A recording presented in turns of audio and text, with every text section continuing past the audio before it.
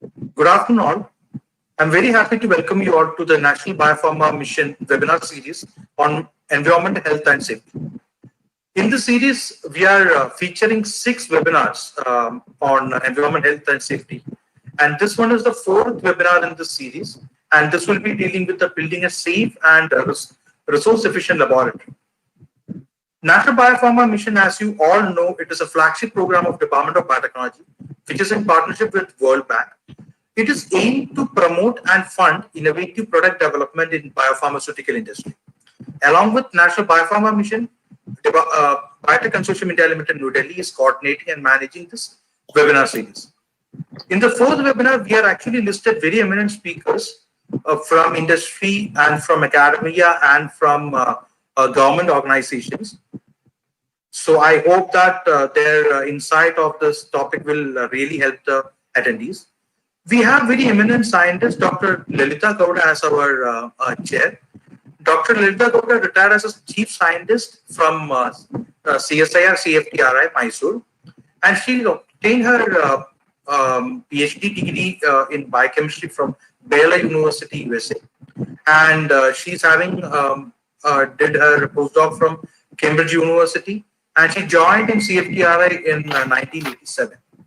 She's author of several high impact factor peer-reviewed journals, and she's a professor of Academy of CSIR, and she taught scientific writing, biosafety, instrumentation techniques, and biotechnology.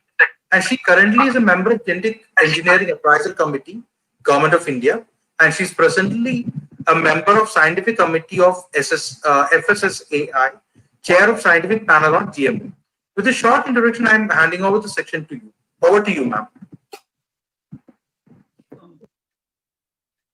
Good afternoon, everyone, and thank you, Dilip. This program today for 2 hours mainly deals with the safety in the laboratory. Safety in the laboratory in our country actually is always shown the back door, and we had not been taking it very seriously. But however, over the past few years, laboratory safety has become very important, and I'm very happy that in India also we are taking the right path to bring up to look into the laboratory safety. Of course, we have in the previous seminar we have had a workshop on biosafety. So in today's program, biosafety will not be covered. We have 3 very eminent speakers, one from industry, one from a national academic institution from ICMR, and from the very prestigious Indian Institute of Science, who will share with you their experiences on laboratory safety and how to build an efficient and resourceful laboratory for any type of work, whether it is to do with biopharma or pharma or academia or research. Safety of the individual and the surroundings is most important, and that is what we are going to deal with you. So initially, I would just like to give you a few of my thoughts from experience on the safety that I have had with my students and throughout my research career, because I came from an institution or studied in the US, as Dr. Avasthi will also know, and Dr. Rajesh, where safety is so important that you cannot enter the laboratory, however experienced you are, without undergoing the safety training or having read the safety manual. With these few words, for another 15 minutes, I will just share some of my thoughts on the prudent practices for in laboratory safety.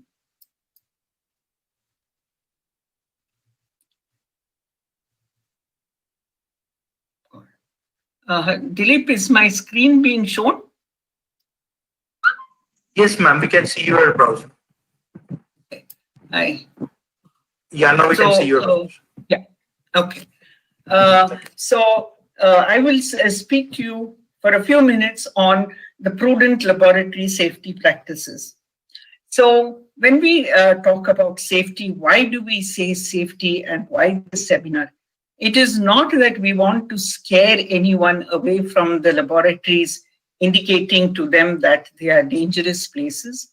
But what we really want to do is to give confidence to anybody who is working in a laboratory, to tell them that it is and you can work in a safe environment. So this is really the crux of laboratory safety. We want to say that safety, if you take precautions and if you assess the hazards, it is very safe to work in a laboratory, whether it is a biopharma laboratory or it is a chemical laboratory. So if you go to a laboratory, there are many hazards, and these hazards are not found only in the laboratory. These hazards can also be found in your common kitchen at home where you do the cooking. Fire, very common. Breakage of glassware, a glass rod can be broken, or a test tube, broken test tube could also be a hazard for you. Poking yourself with a needle or with the scalpel that you have used, so sharps, spillages, are very common, not only in the laboratory, as I said, even in your kitchen. You have hazards from pressure equipment such as the gas cylinders. There are hazards which are associated with heat and cold, just like how boiling water or you touch a very hot stove in the house, you can get a burn. Similarly, in the laboratory, you can get burns due to heat or even due to cold. Then, of course, we have the chemical hazards, the biological hazards, and the radiation hazards. And I'm sure the other speakers will touch upon all these, although the biological hazards we have already covered in a seminar in the first webinar of this series. So what are the consequences of these hazards? As I've already explored, if it is a chemical, it could catch fire. There could be an explosion, just like a gas cylinder explosion, or there could be an explosion due to byproducts of a reaction. In the case of cylinders, due to excess pressure, the gas cylinder can burst, or there could be a release of toxic gases which are served in them. And there are other hazards, such as the electrical hazard, where you can get a shock due to short circuit, or water very close to the electrical equipment. There could be a minor slip or fall because of tripping in the laboratory by wires which crisscross, and of course burns and scalding. So any hazard is not only limited to the laboratory. You can find the hazard everywhere. So the question is, when there is a hazard, what should you do? So the first thought that comes is prevention is better than cure. So you try to prevent that hazard. So when you look at hazards in the laboratory, we have what are known, and how do we manage these hazards is by a hierarchy of controls. So the least effective, as you see, is we protect ourselves or protect the individual by personal protective equipment. And I'm sure all of you have known very recently in the COVID pandemic, you find the words PPE, PP suits, all the givers, the hospital staff and the caregivers, all are wearing PPE. So even in the laboratory, the first level of control of any hazard is the personal protection. The second one is the administrative controls. That is the administration or the business operator or the entrepreneur who is running this business has to have control over these hazards. So here we should have plans which are established, documented, and which change the way the people work to manage these hazards in the laboratory. After the administrative controls, we have got the engineering controls. What are the barriers that we use to prevent the hazards from affecting us? One is isolating the people from the hazards. If you look at any school laboratory or even a college laboratory, the first thing that you see in a chemical laboratory is a fume hood. Now, the fume hood is an engineering control where you have isolated the person from taking in the fumes from the chemical or the solvent that is open. You are expected to work with the solvent under the fume hood. So we have engineering controls. It could be a separate room, it could be a cabinet, it could be a PCR hood or a biosafety cabinets. The higher level is when you try to substitute for that hazard. So for example, if I'm using a very hazardous chemical, say for example, I have a reaction or an assay to use sodium cyanide. Sodium cyanide we know is highly toxic and poisonous. So is there a method or is there an analytical method by which we can do away with sodium cyanide and use some other chemical or a green chemical which will be less hazardous? So higher up in this architecture is the elimination. And that is really very difficult to eliminate it completely because we are either doing research or we are either doing production. So how can we support the safety in the laboratory? So in the laboratory, in any laboratory, just like how any medicine or any food, we do a risk assessment before it being allowed for production, a risk assessment must be carried out in the laboratory. So what is this risk assessment? It is identify the hazard, recognize the hazard. After recognizing the hazard, then actually characterize the hazard. That means analyze it, see how we can adjust to that hazard or prevent that hazard. And then we have what is called as the management practice that will be there is to control that hazard. So how do we control that hazard? So as you will see in this circle, we have reading material safety data sheets, seeing having standard operating procedures, following those standard operating procedures, maintaining laboratory hygiene practice, monitoring the programs, and learning from the mistakes that we have made. So ultimately, the way we can support safety in the laboratory is to streamline the risk assessment process by systematically managing the information flow. So in any laboratory, whether it is a small laboratory or a big laboratory, a safety plan or a chemical plan, hygiene plan is mandatory. Every institution, academic or research, or a manufacturer must have a safety plan.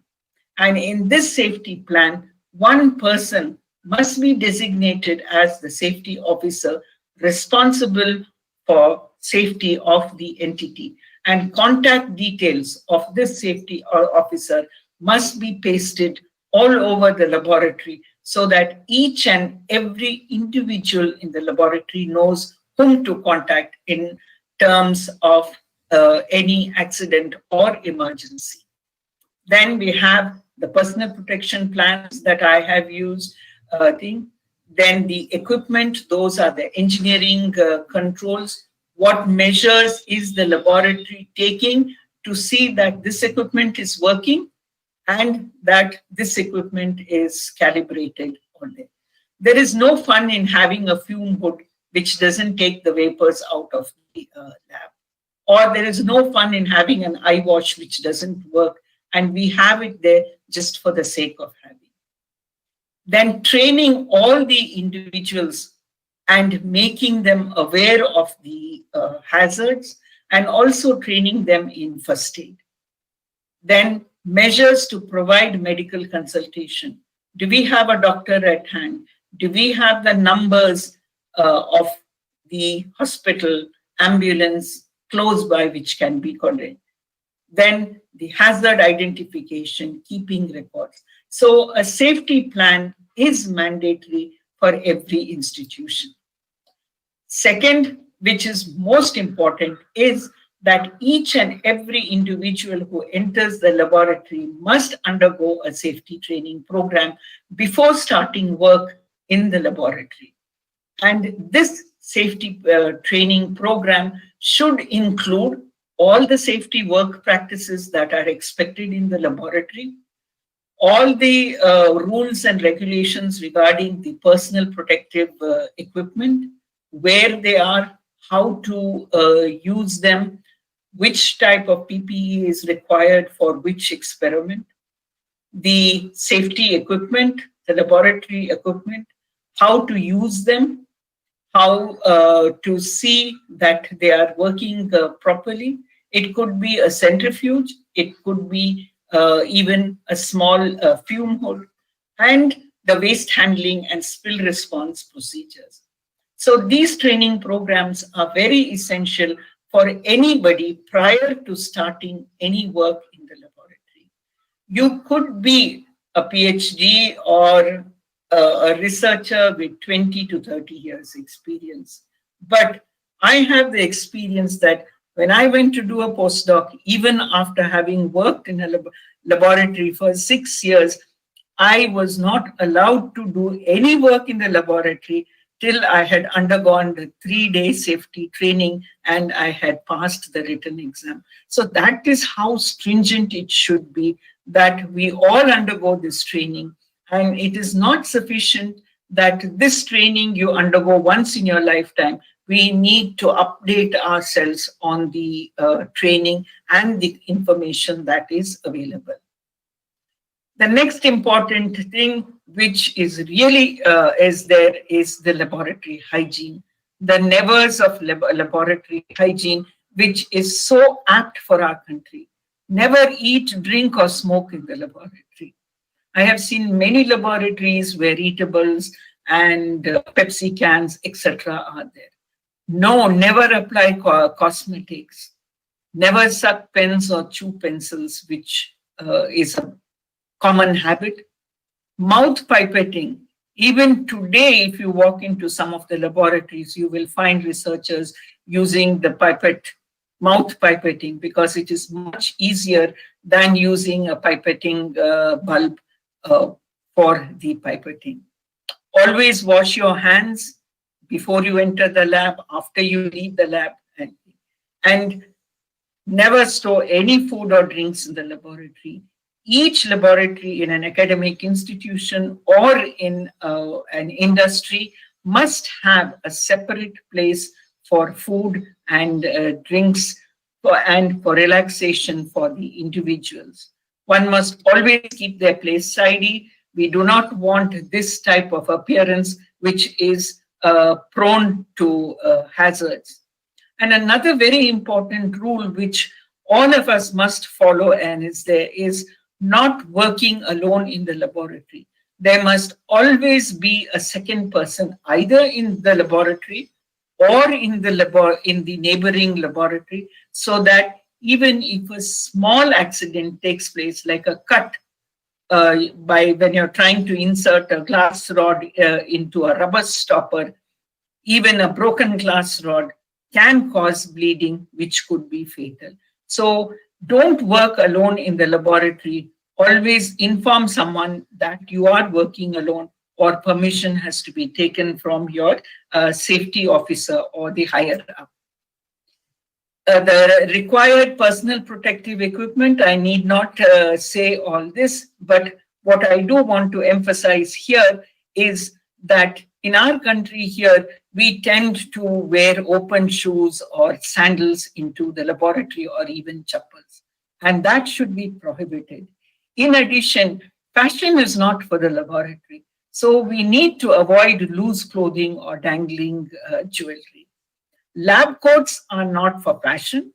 They should be with long sleeves and should be fully buttonable. Yes, all of us wear gloves, but many of us do not read of which gloves have to be used where. And also, one must ensure that when you wear the gloves and you are using any equipment or you're using the computer or anything, you should remove the gloves before you operate that. So these are only meant for that. You should know which gloves should be worn when you're taking chemicals or any biological material out of a -80 freezer, and which you have to wear when you are doing plating of a microorganism. Safety glasses with the side shields are most important, and common is that uh, you should not wear contact lenses when you are in working in a chemical, especially in a chemical laboratory. Gear muffs are required when working with any equipment that produces high sound levels, such as grinding machines, which have very high horsepower, as in the food laboratories or the other laboratories. We grind the material to a fine particle size. So in the required personal protection, you should know why you're using these type of PPE. And then each and everyone in the laboratory should have undergone minimum first aid training, how to treat a burn or how to treat a small cut. So these are the minimum things that a person working in the laboratory should know. If they know CPR and a little more of medical thing, it is a boon. First aid kits must be available in the laboratory, not for cosmetic purposes, but it should have all the essentials of a first aid kit, and they should be replenished as and when they are finished and as and when, depending on the expiry date. Also, an individual must be nominated to see that the first aid kit is updated. And remember that any accident that takes place in the laboratory, even it is a small laceration or a small drop of acid or a burn, must be reported to the supervisor of the laboratory or to the safety officer. It is very, very important.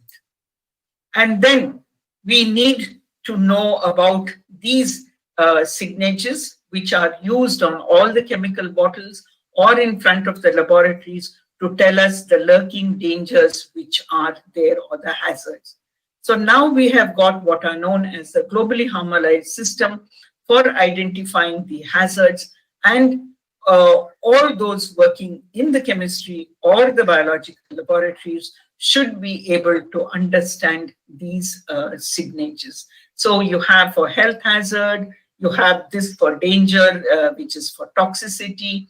You have this with the flame and above for the oxidizers. And then you also have for gas cylinders.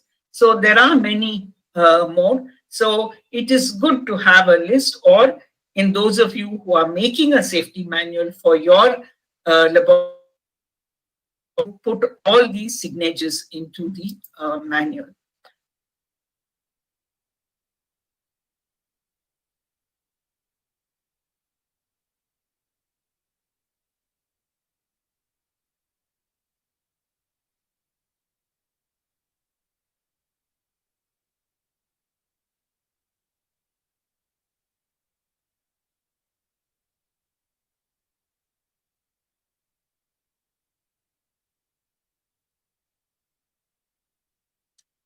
It is mandated that all this information is present on the bottle labels. So here is an example from a sigma aldrich label, a very common reagent that we use in DNA precipitation, phenol chloroform. So all the information is provided.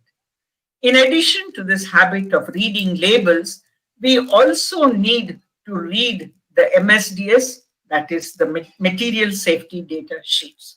So all students, all researchers must be encouraged to read the MSDS. So in the laboratory, the MSDS of each and every chemical, whether it is sodium chloride or it is sodium hydroxide or it is heptane, the MSDS must be available. These generally are downloadable from the websites of the chemical provider. And these are very useful because all the information that you are looking for in terms of hazard, hazard identification, and the hazard management are given in the material safety data sheet. So please make it a habit to read the MSDS of any chemical that you are working with. And then important is that we have a large number of chemicals. We are working with them for several years, but sometimes the label disappears or the label is eaten up. We do not know what is inside that bottle. So a chemical inventory is mandatory. This chemical inventory must be carried out at least once in a year, and all the chemicals, what we call as orphaned chemicals, that is chemicals such as this without the label, should be discarded. No attempt should be made to smell or taste the chemical and identify these. And all unlabeled chemicals must be discarded. So important is have a chemical inventory at least once in 6 months. Now, coming to handling of the chemicals, what are the don'ts of the storage and handling? If I go to anyone and ask, how do you store the chemical? They will say on the shelf. But it is important that when you're storing the chemical bottle on your working table, you avoid storing it at a level above that of your eye. And then do not store incompatible chemicals together. That is, do not store these chemicals as we will commonly see in the laboratories in alphabetical order. They must be stored according to their compatibility, as we will see in the next slide or so. Then you should not store these chemicals anywhere near here. And common habit is store them in the fume hood. No. We should not store the flammable chemicals in our domestic refrigerators. Sometimes we need ice cold methanol or ice cold ethanol to do a precipitation. So we tend to keep it in the refrigerator. That is a bad habit. When transporting chemicals also, common procedure is to hold the chemical by its neck. That is a wrong procedure. You should hold it from the bottom or always carry it in a secondary container to avoid, because you could slip, you could trip, and the chemical could be. So do not store any chemical on the floor. So here are some pictures of good ways of storing chemical and bad ways of storing the chemicals in your laboratory. This is a very bad way because you have 5-liter bottles and 2-liter bottles much above your eye level. Always try to have this steel bar across so that the bars don't fall. But the best would be to have individual cabinets, separate cabinets for flammables, separate cabinets for acids, separate cabinet for corrosives, oxidizers, and use the correct cabinet for the. So the ideal storage area setup, especially in your stores office or your stores and purchase department, would be what I have shown over here in different areas and not in alphabetical order. But please see, I don't know how many of you have got stores or purchase the chemical stores which have an eye wash, which have safety showers, which have an emergency phone, and which have fire extinguisher. The stores and purchase division is as important as the laboratory, and all the safety equipment must be there. And then we should learn to be prepared for small accidents and small spills in the laboratory and learn how to clean that spill. It could be an organic solvent or an acid or an alkali, or it could be a broken thermometer. So we need to know what type of spill control equipment is required, and spill control kits are available, and keep them handy and update them all the time. And we should be prepared for emergencies, knowing how to use the equipment, seeing that they are updated and renewed often. And then gas cylinder safety, as I said, is very important.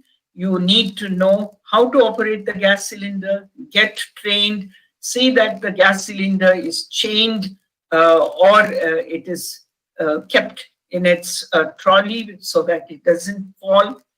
Each gas cylinder has got a code, and unused gas cylinders must be kept. So all these rules and regulations are there, and we should have SOPs for them. Last, I would like to finish by giving this advice: always use common sense and good professional judgment for a safe laboratory environment. And when in doubt, seek help and advice. Thank you.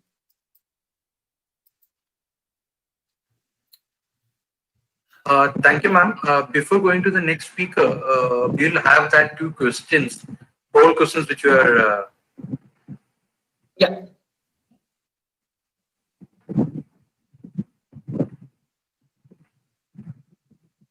So there's a poll question: the desire to maintain a safe laboratory environment for all begins with accidents prevention, taking a risk, experience. So we will be giving 20 seconds to the participants to answer this. Another 2 seconds, we will be closing the polls. 81% of participants feel that prevention is the desire to maintain safe laboratory. And we have the next one more questions coming our way. All chemicals can be stored alphabetically in the same way. True or false?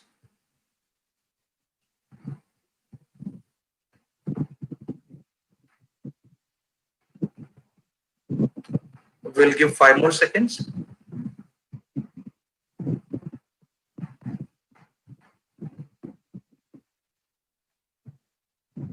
%85 of people feel that it is a false statement. Over to you, ma'am. Okay. Can you hear me, Deep? Yeah, I can hear you. We can hear you. Okay. Our next speaker is Dr. P. Sivaperumal. Dr. P. Sivaperumal has a PhD in chemistry from Cochin University of Science and Technology. Currently, he is a scientist at the pesticide division of the ICMR Institute on the National Institute of Occupational Health at Ahmedabad. His research interests are in the area of pesticide chemistry and toxicology, occupational health and safety, food safety, residue analysis, health risk assessment, method development, validation, and evaluation of persistent organic pollutants. He's also a member of the Society of Fishery Technologies, and he will now be sharing his experience, a very resourceful person with actual experience in a chemical laboratory. Dr. Sivaperumal, please.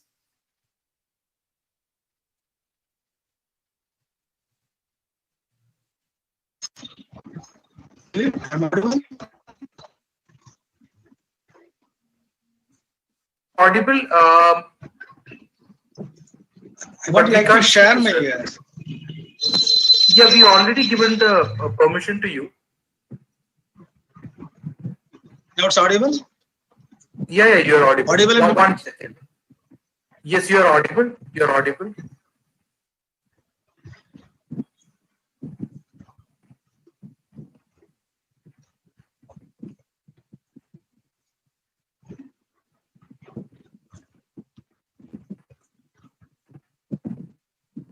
So you can actually show your screen, Dr.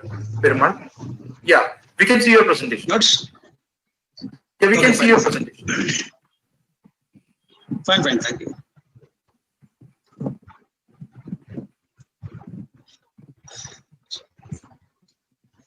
Good afternoon to all. First of all, I'd like to thank all the audience, because due to COVID, people are hanged maybe in their house. So I'm also part of the COVID because ICMR is involved in the COVID-19 activity. So fortunately, unfortunately, I reached my hometown because of some emergency. So however, I have committed. So I have made some arrangement. I have requested some place. They have agreed to give the presentation. So this is, I'm from National Institute of Occupational Health. It's coming under Indian Council of Medical Research. I'm basically chemist. Madam has given the brief introduction related to me. I have the experience in the laboratory. I have seen some of the accident and incident also. So the today topic is rules and regulation for the maintaining and safe and resource efficient laboratory. You know, the rules and regulation already framed. There is no any new in the rules and regulations. The problem is we will not follow the rules and regulation. That is the main problem for us. Rules will be framed. We will try to focus on how to overcome the rules. The shortcut method we will go through. That's the main issues in our country. So, for example, the rules and regulation. You know, while driving our road, so the police they said we have to wear the helmet.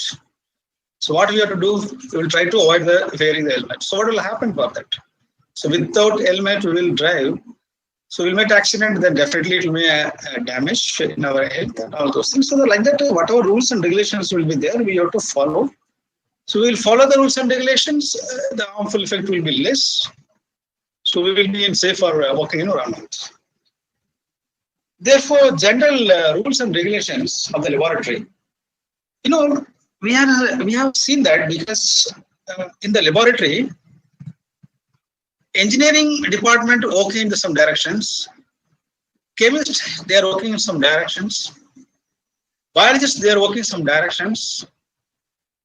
So ultimately, laboratory it means everything. It should be a participant for the laboratory program. What will happen? Any laboratory will be there. So we are using many chemicals, many solvents. The solvents are organic and inorganic. Then volatile solvents will be there. The highly flammable gases, highly flammable solvents are there. But these solvents will be critical. While using these solvents, all those things, we have to be very precautionary measurement to be taken care of it. For example, some of the laboratory rules will be there. Disciplined behavior is very important. What do you mean by disciplined behavior? Suppose we are given some instruction. The solvents we have to keep in the ground floor, sorry, in the floor. So we have to keep in the floor only. Otherwise, what will happen? We'll put it in a little bit of slab in high side. We'll take it. Will fall in our eyes and health. Our body will be damaged. Therefore, disciplined behavior is mandatory for that. Then we have to given the segregation of duty and work. What is the duty and work? Somebody there in the lab, each and everybody have to give the responsibilities and duties. Otherwise, they will say, this is not my duty. This is not my work. Like that, the people will blame it others. Therefore, clean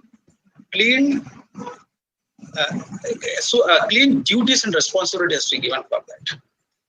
Second thing, you know, the clear-cut symbol and warning signals to be given in the laboratory. Madam described very clearly what kind of symbols are required to be there in the symbols. So accordingly, we have to paste it in the symbols and the warning signals. Then apart from the food and drinking consumption and storage, this should be away from the laboratory. Then perfectly personal protective equipment to be used in the lab. You know, some of the chemical laboratory and the microbial laboratory, many laboratories are there. We have to use the PPE. Then clothing and footwear and hair should be taken care of it. Only the instrument of the regular maintenance, so properly we have to dispose it. So these are some of the general safety rules. For example, the small fire will be there, na? So it will be turned into big gases. Due to gases, accident will be there. ultimately it will danger to our human health system. So this is the consequence we are going to face it. Now coming to the introduction of the laboratory, I have seen that in my experience, somebody will open the laboratory, this chemistry lab, the microbial lab, some pharmaceutical industry, some food industry. The skeletal laboratory means laboratory. You can go textile lab or pharma lab or food testing lab. Their chemical laboratory and microbial laboratory will be there. So this is the main skeleton of, because of the facilities, the rules and regulations, everything will be same. In terms of what kind of scope will be there, that will be different. For example, we are testing some parameters. The parameter will be same in the cloth, for example, same in the, for example, lead will be there. Lead, how much content is present in the body, how much content is present in the cloth, how much content is present in the drinking water. So this is lead will be the common. But see, this is called metrics. Different metrics we have to estimate in the different parameters. Therefore, the laboratory rules and regulations will be same. The inside scope will be different. The skeleton will be same. So according to the frame only, we have to work in the laboratory. If we will deviate from the laboratory procedures, we will be serious problem to work in the laboratory. This is the overall introduction. So laboratory means physical, laboratory means chemical laboratory will be there, and microbiology laboratory will be there. All the chemicals to be estimated in the chemical laboratory, all microbial parameter estimated in the microbial laboratory. So for example, food testing lab, there are also chemistry lab will be there, microbiology lab will be there. You can go to the pharma lab, there are also chemistry lab, microbiology lab will be there. Analytical method development laboratories are there. That next thing, then the method development laboratory will be there. So this is a laboratory, they have the different domain, but the parameters or instrumentations, everything will be same. The problem is we are not understanding the system of the laboratory. First you go through the lab. What are the things they are following? So accordingly, we have to inbuilt our, whenever we will go to how laboratory is set, where gas cylinders are there, where burner will be there, how to hold the test tubes, how to hold the, it's called the glasswares, and the reagent bottles, all those things. Because, plus to higher secondary level, they have given good training to us. That's called laboratory hygiene. So we'll go from higher level. So we will not be able to follow all those things. That's the problem in our system. Second thing, the laboratory is a working laboratory can be exciting experience. So experience is required. It can also possess many threats, hazards to know your surrounding. Just exiting the laboratory, they may be before then one exit could be critical in case of any emergency. Emergency action plan, including the escape route, must be known. For example, any lab will be there. A lab inside many sections are there. The section they will work it in the different domain will be there. But any accident or incident will be there now. So definitely we have to run away from the laboratory. Nowadays we are using the ceiling. For example, ceiling, some laboratory have some fire will be there. So ceiling, all the floors will come to the other places also. It's a huge smoke will be there. So therefore, you have to run away from that. While running, what will happen? The doors will be there. Some of the doors, the pull and pushing will be there. So push will be there, will be the better, or pulling will be there, the better. So any emergency will be there, definitely we have to push it out. You can see majority of the door will be, the pulling door will be there. So these are the small things. This critically, it can be observed, all those things. Therefore, our presence of mind is required, how to escape from the accidents. Some of the laboratory, these are some of the hazards will be there. This is hazards may miss a cause or any materials. For example, hazard will be classified in the physical hazards and health hazards.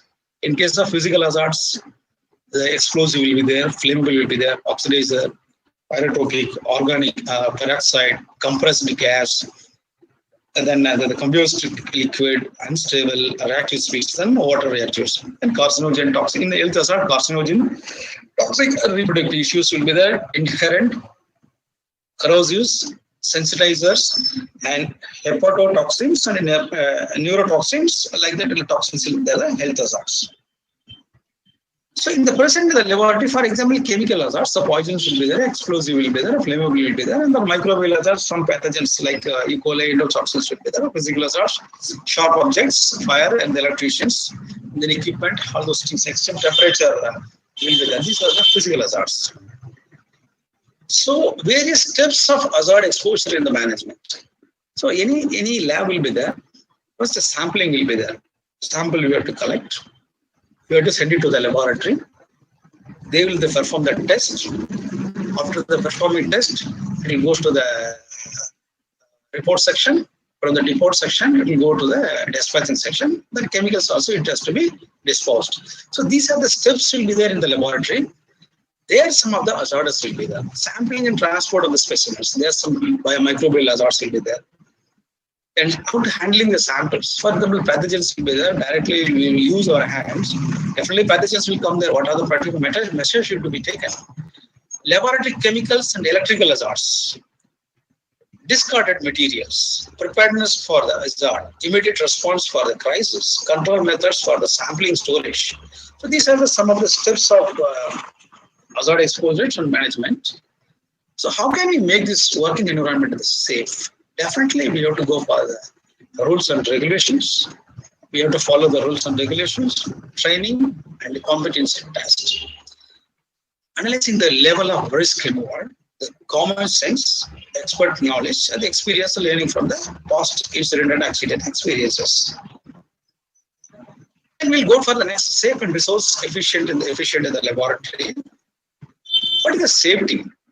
The laboratory safety key to reducing the injury and illnesses. Reduce the risk of harm to ourselves, means our laboratory personnel. Laboratory can be multi-exposures.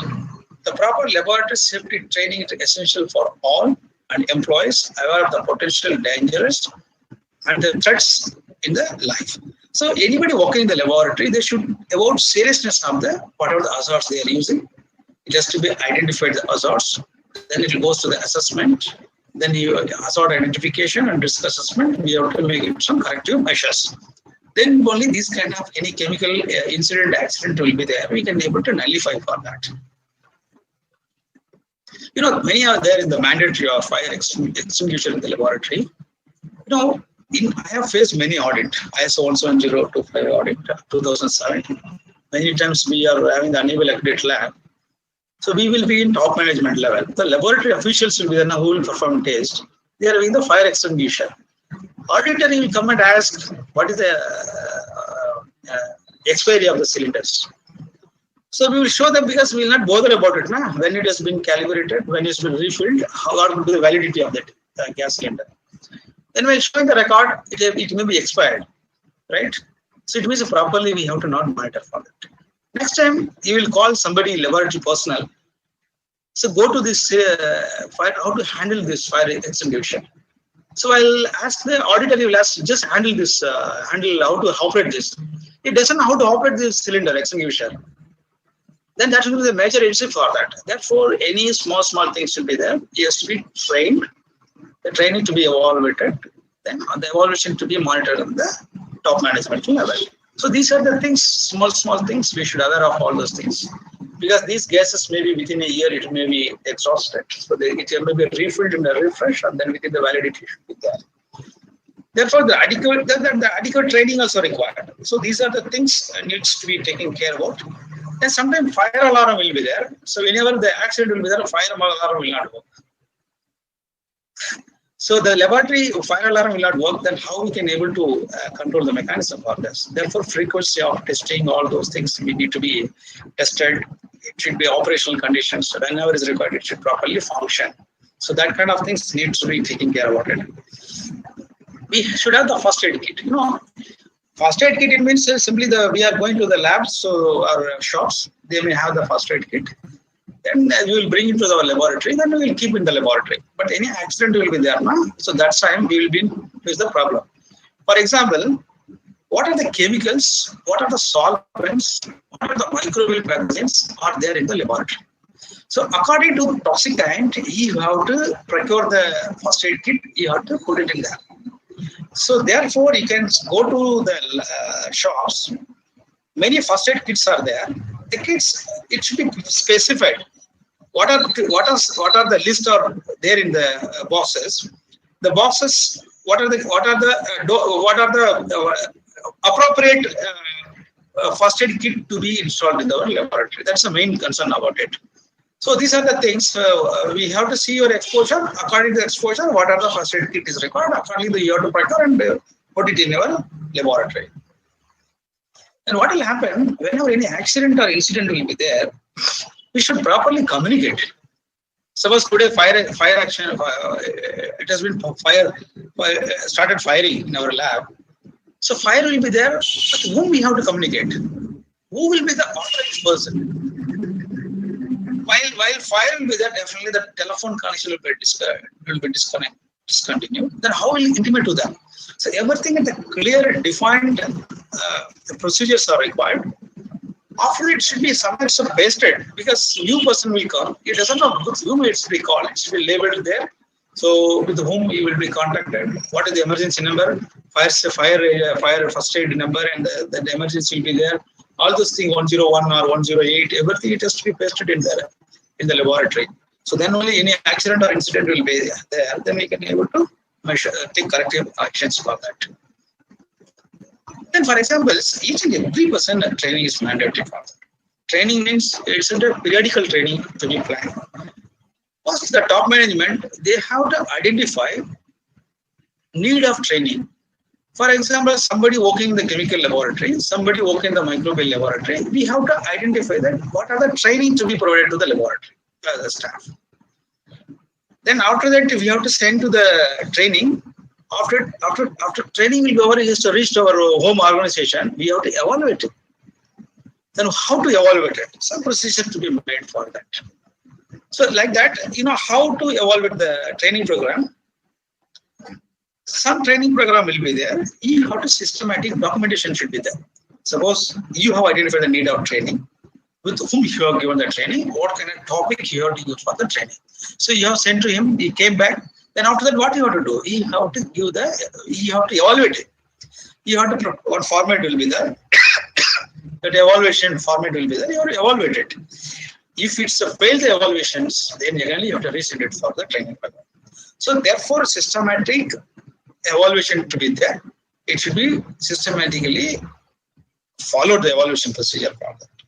Name check, we have what we'll do, what format will be there, we'll fill the format. So we will finish it our training evaluation, not like that. For example, while testing also handling in our laboratory, how to hold the testing, laboratory hygiene topic will be there. You take the topic. See, some of the glasses will be there, hot over the conical mask and measuring that what the beaker.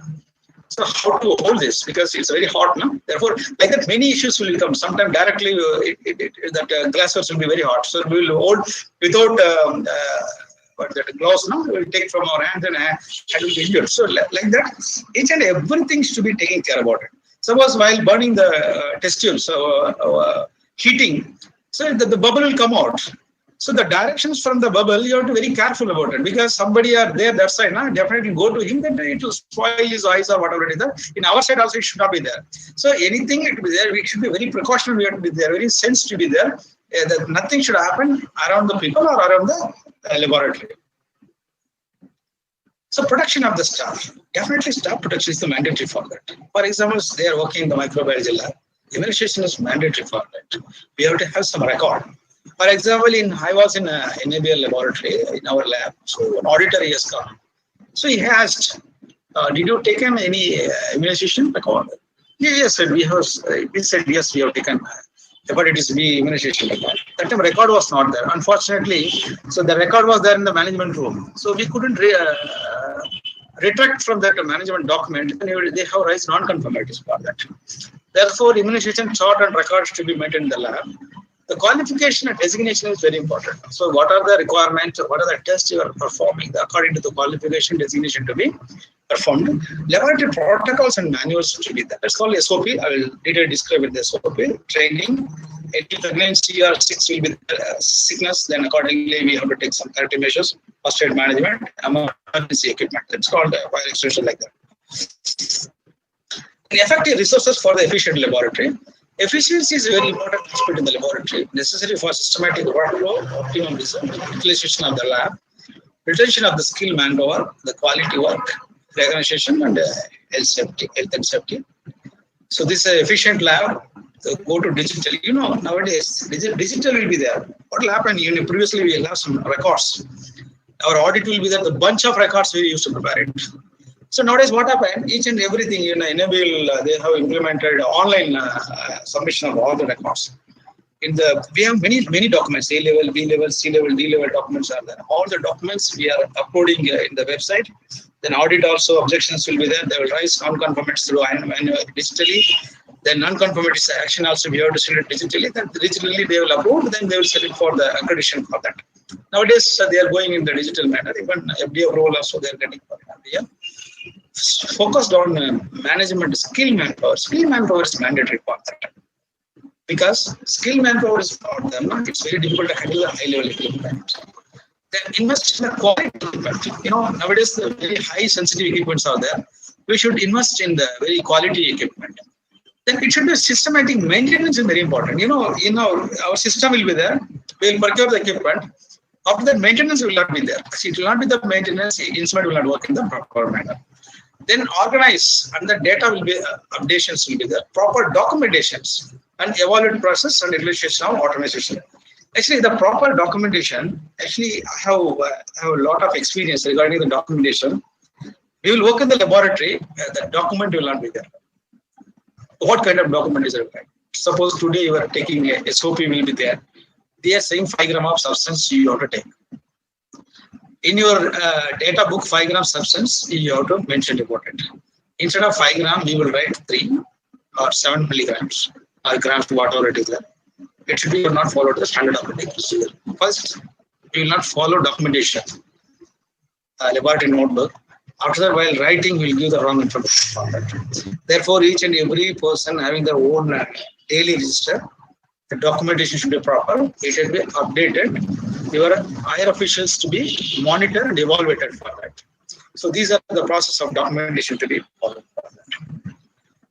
Now I'm going to brief on the laboratory principle GLP. GLP is a good laboratory practice. It's a good laboratory practice in your cooking. In house also, while cooking, we are following the good laboratory practice.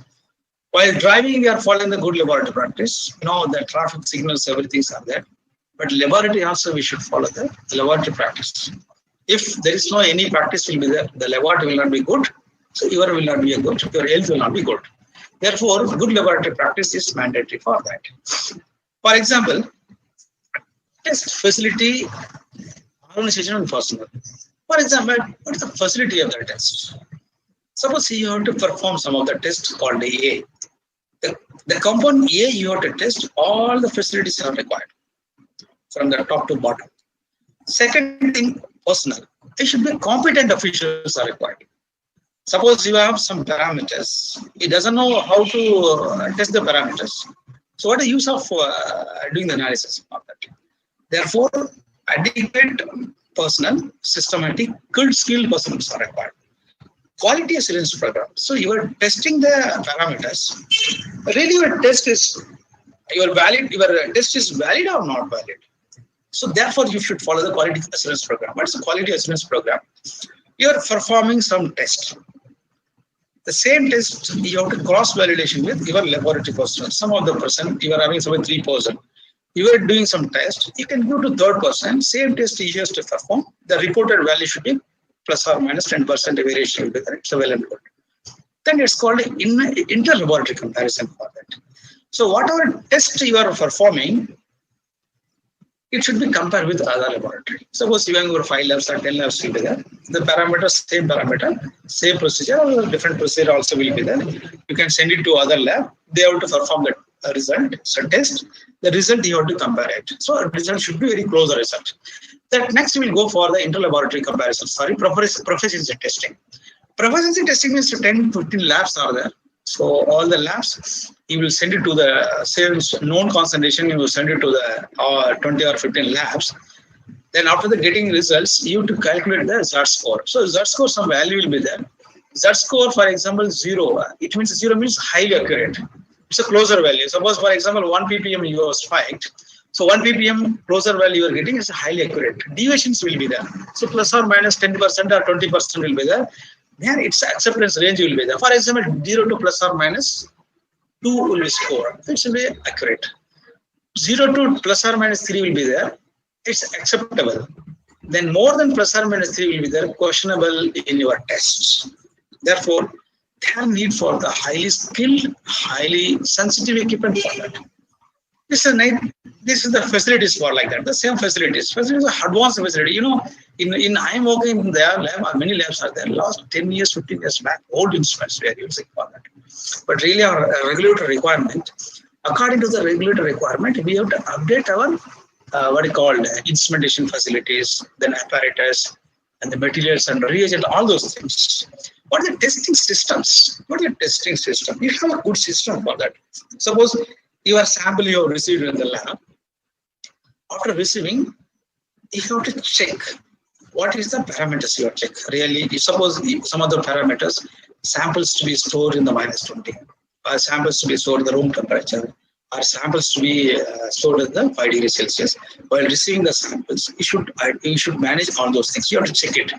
After coming to your sample receiving cell, all laboratory having the sample receiving cell, testing cell, reporting cell. Sample receiving cell should to be ensure the sample condition for that. After receiving the lab, you should maintain the confidentiality. Suppose some vendor they will give some sample, so it should not be disclosed in the laboratory. So you have to maintain some confidentiality. Therefore, while after receiving, you should give the dummy number. Dummy number you send it to the laboratory. After performing the test, a report will come. Now from the dummy number, your own number will be compared, then you will send it to the report. So like that, you have to follow the system for that. Test and reference substances. We are having CRM, certified reference material, surrogate standard, internal standards. So this reference standard are highly mandatory for that. Primary standards will be there, secondary standards will be there.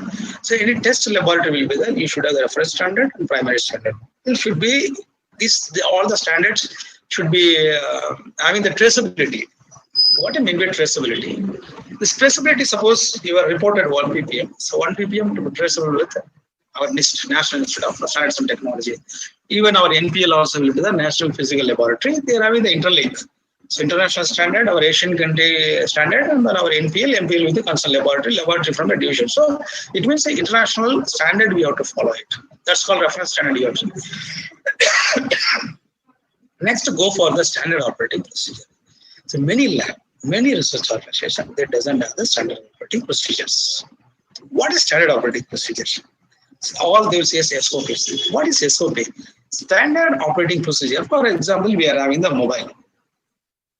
How to operate the mobile? How to click the mobile? How to handle the mobile? How to control the mobile? So without SOP, we are having all those things we know is handling the mobiles. You go to the laboratory, we should have the systematic procedures. Each and every procedure should have the first page and second page, third page like that. So first page, it should be a title page, it should be there. Then you should use a document number. Then what is the organization number should be there. And header and footer will be there. You should clearly mention what should be there in the header, what should be there in the footer. So header, it means, you have to do the title of the SOPs, all those things in header. In footer, you have to give issue date, issue number, or you have any amendment number, you will give the amendment number for that. So like that, standard operating procedure should be there. In standard operating procedure, inside the content, title, aim and objectives, measures and methods, and what are the procedure to be tested, the procedure, then how to reporting, unit, everything it has to be there, the SOPs for that. This is kind of the testing for that. For example, instrument will be there, how to handle the instrument, and how to operate the instrument, that SOP is to be there.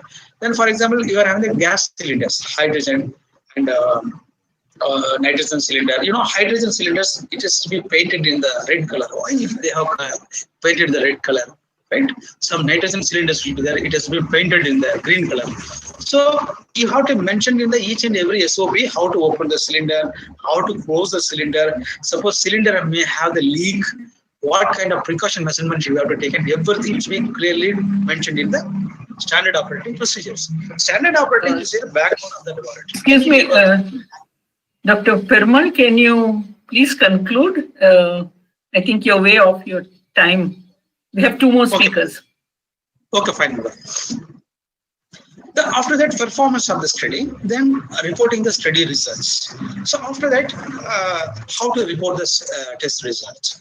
The next one, the storage and retention of the records and materials. So record storage is very important because in audit will be there, audit trials will be there. The storage of the records, it should be very, very important. This is very important. Storage means chemical storage, record storage, or the storage in the retention period also to be there in the laboratory for that. So this is my presentation overall to the safety and good laboratory practice. So thank you very much. If any questions or anything will be there, I can able to respond to it. Thank you, sir. Thank you for it. Thank you, Dr.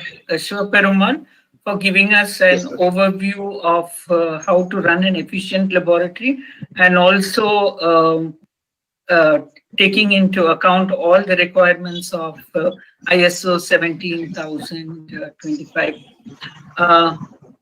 Thank you very much. Our next speaker is Dr. Rajesh Kumar Singh. Ma'am, excuse me, we have one poll question before Okay. Dr. Go ahead. Yeah. Go ahead. Sure. So we have one poll question that is required for efficient laboratory: adequate manpower, proper training, quality equipment, all of the above. We'll be giving 20 seconds to answer this question.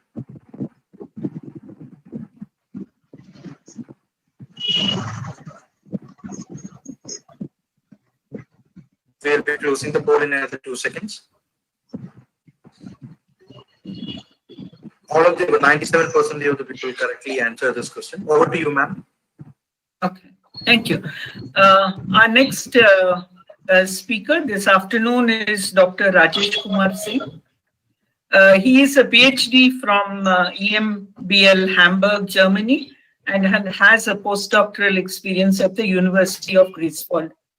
He was a scientist and worked as a scientist at the CSIR National Chemical Laboratory, Pune. Currently, he holds the position of director at Genova Biopharmaceuticals Limited, and he has been there almost a decade. His expertise is in the area of genes to structure, high cell density cultivations, and downstream processing. So now you will hear the industry view. Dr. Rajesh Kumar Singh, please. Many thanks, madam, for your kind introduction. Dr. Dilip ji, will it be possible for you to display my presentation, please? Yeah, but I can see your screen. We can see your desktop, so you can actually put your presentation so that everybody. Oh, is that fine? Is that okay? Yes. Okay. Yes. Can you see my presentation? Yes, it is coming. Yeah, I think it's coming. It is coming. Yeah, you can make it into slide view mode, and you can do the presentation. Yeah, I do that. Just a moment.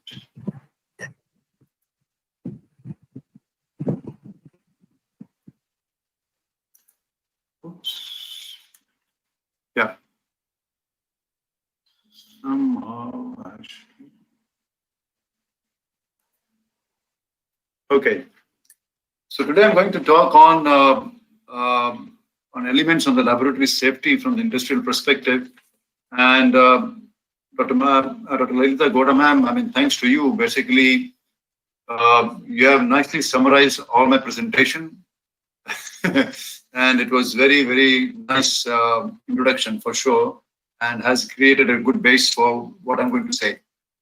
So I started what safety means, because we are talking about safety. So safety is nothing but any measures that basically prevent us from causing injury or any kind of accident or any kind of inadvertent events that may happen.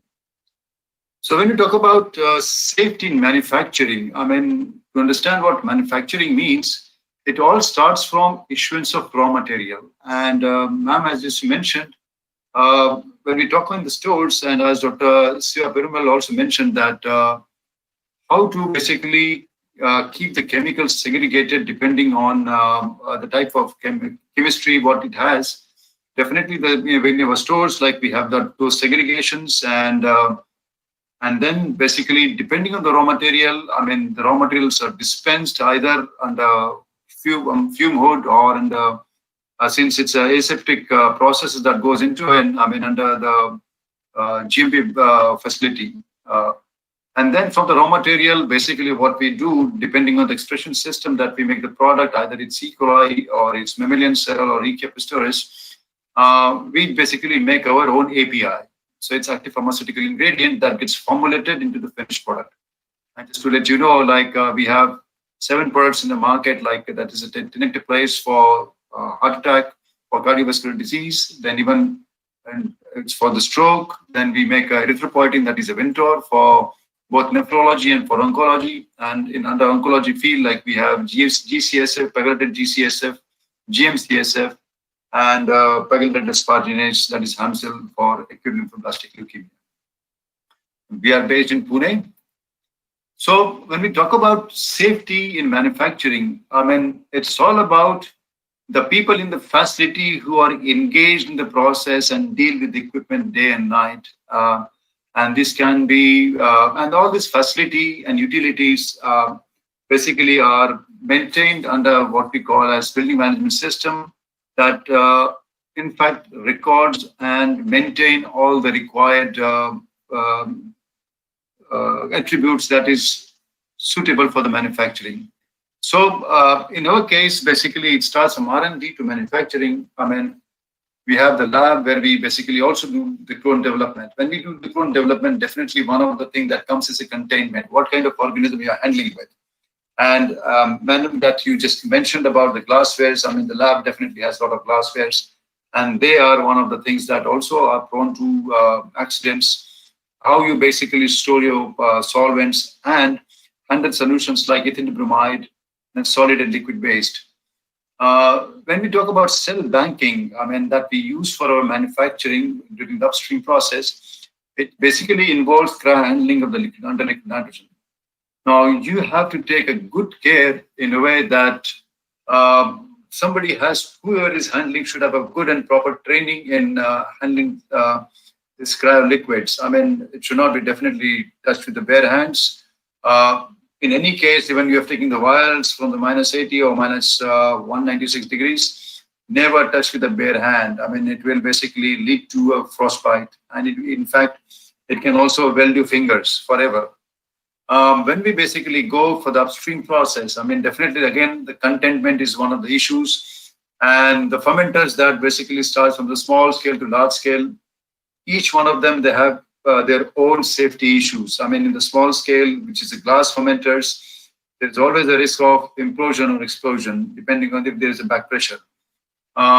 Then in stainless steel fermenters, I mean, when you do kind of a run before you basically set up, in order to ensure that there is no contamination, there is no leakage around that may lead to contamination, you have to do the pressure test. And when you pressurize your fermenters to say 1 or 1.5 bar, I mean, if by chance, if there is any loose connections, that will go out like a missile and, can be another safety issues. Then, of course, the spillage is one of the issues that one have to take care, and they should have a policy how to handle the spillage. And of course, autoclaving and DHS dry sterilization and environmental monitoring becomes pertinent. That whatever we ferment, it may create an aerosol even though it's E. coli. So it's important to basically control what gets out of the room. Similarly, with the downstream process, I mean, we use instrumentation like centrifuges. I mean, these are simple equipments, but if it's in a kind of, if you're casual or careless in handling this equipment, it can lead to a serious accident. Then high pressure homogenizers, pressure vessels, these are also kind of one of the hazardous equipments, and the people should know what and how to handle. Again, in analytics, like there are a lot of buffers, solvents that goes into it. And ma'am, as you just mentioned, that how to store the buffers and the solvents and the acids and the bases, it's really very pertinent. I mean, You should not have a heavy liquid bottles on the, above the eye level. It should be really at the bottom. And in fact, we insist that to keep all those liquids for the day what you want to use, otherwise, and issue it from the store. So, and all the solvents and the acids should be properly stored in solvent cabinets or acid store cabinets under proper ventilation. Even with the liquids like ethanol that is used for decontamination and other things, only working volume should be on the bench, and you need not to keep the whole bottle on the bench, which is flammable liquids. When we talk about fill finish, wherein like we fill the medicine in the vial and final package, containment has become one of the issues. Spillage usually doesn't happen, but it's also an issue. But as also mentioned by Siva Perumal, that if you are handling the cytotoxic material in case or any toxic material, I mean, when we talk about in manufacturing, all those activities has to go under isolators. I mean, you just cannot expose any humans to such a kind of chemicals that may be hazardous. And when we talk about the safety inside the facility, it all starts basically right from the design and the planning, how you make the facility, and that defines the man-material movement. So I've just kind of created a general list of the safety in the manufacturing. That there should be a general safety procedures and general laboratory safety procedures, and it should be written down as a format of standard operating procedures. Then, depending on the kind of operations that people are involved in the manufacturing, appropriate personal protective equipment has to be there. Then, chemical safety is important, including the handling the chemistry in the fume hood, and the person should be basically well versed with the MSDS of the chemistry that the person is handling, definitely. And it has been discussed, like the safety from the compressed gas is important, and also the steam that gets into it. And not only that, in many operations we also use water for injection that is circulated at the 80 degrees centigrade. And these steam and water for injections, if they are not handled in a proper way, I mean, it can lead to serious injuries like burns.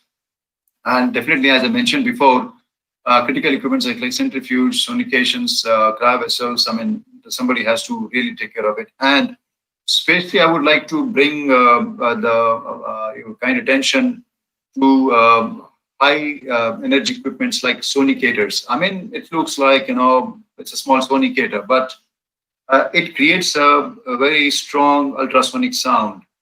And especially for young women, I mean, if they are pregnant, they should not be around in the place or in the vicinity where sonication is happening. Mind it, like it can have a really bad effect on the fetus. So remember, any women who are expecting should not be around the place where sonication is happening. And if you know in your lab that if your lab colleagues is pregnant or in a situation like this, I mean, you should be the one basically come up and help with those experiments. We have talked about definitely electrical safety. And not only that, I mean, even in manufacturing and in the places like us, we don't allow even movement of equipment without evaluation by engineering team. This can be also one of the safety issues. Like if you basically plug in the equipment with the wrong wattage, or in the wrong, if it's plugged in the wrong plugs, I mean, then that could be also an issue. And fire safety is important, definitely. And what we do here, that on each floor we have a set of people who are trained and engaged in the fire safety, and they have kind of a regular revisions, like on the kind of fire.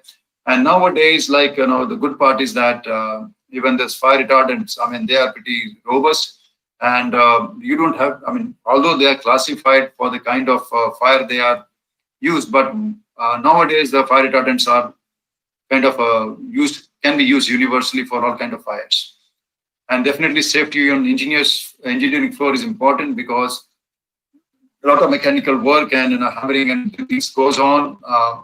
So this is important, especially with the personal safety. Then clean room safety is also important. And as I said, waste disposal, be it a liquid, be it solid, biomedical, or any shop, is important and should be segregated well. And definitely, at the end of the day, like biosafety, environment safety is paramount. Now, when we talk about biosafety, I mean, depending on the kind of organism you are handling, the facility is basically differentiated into biosafety level 1, 2, 3, and 4. So biosafety level 1 basically handles all the agents that basically is not going to impact human life or animal life in a very bad way, that that you may suffer from some disease. But definitely in the BSL2, you need the BSL2 facility also involve the organisms like BSL1, but only thing the different is like in BSL2 you are allowed to use any genetically modified organism. You cannot handle GMO in BSL1.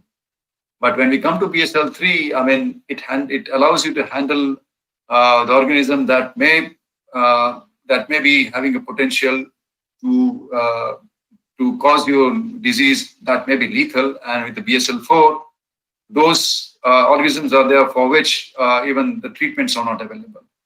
So DBT has done quite hard work since long, and they have basically published Handbook of Institutional Biosafety in order to ensure, like, whatever you do, basically you know what you're doing. And none of the laboratory who handles the biologics basically are allowed to start anything what they think. So every laboratory like us, they are supposed to have institutional biosafety committee that has a kind of a chairman who is basically head of the institution. Then there are external experts, then there are internal experts. Then there are nominees from the Department of Biotechnology who are well versed with the facility. Now we have to present the case like what we want to do, and they evaluate not only the project, but also if the proposal that what we are giving is good enough to be handled in the facility that we have. Once it gets approved from IBSC, we submit those applications to RCGM, which is Review Committee for Genetic Manipulation. It's an arm of DBT. After their review and evaluation, when they give an approval, only then we can start our experiments and the process development, whatever we think and we propose. So that's how the biocontainment comes in. And as earlier speakers have mentioned, of the basically use of personal protection equipment is very important, depending on the type of operations that the person is assigned. The people should have appropriate eye, face protection, head protection, hand protection, even hearing protection and foot protection by using, the steel boots and by the mufflers, then the protective gloves. Like, just to give an example, if you're handling ethynyl bromide, you are not supposed to use latex gloves. Use nitrile gloves because latex gloves are permeable. If you're handling the cryo kind of liquids, then you're not supposed to use, but you have to use the proper gloves that basically protects you from the cold temperatures, and same is with the heat. One of the examples that Siva Perumal mentioned about the hot liquids.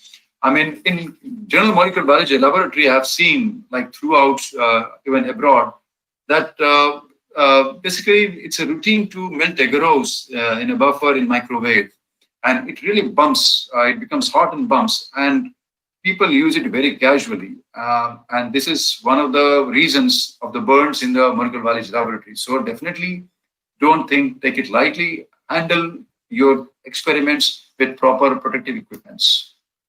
Coming to the facility again, I mean, what are the requirements? As I mentioned, like, the safety starts by design and by planning of the facility. I mean, just to give very core, not limited to what I mentioned, that the facility should be properly illuminated based on what kind of area is and what kind of operations are there. So there is a defined guideline, like, like in the core area of manufacturing, where is a class 1, class 2, class 3, class 4 area is there.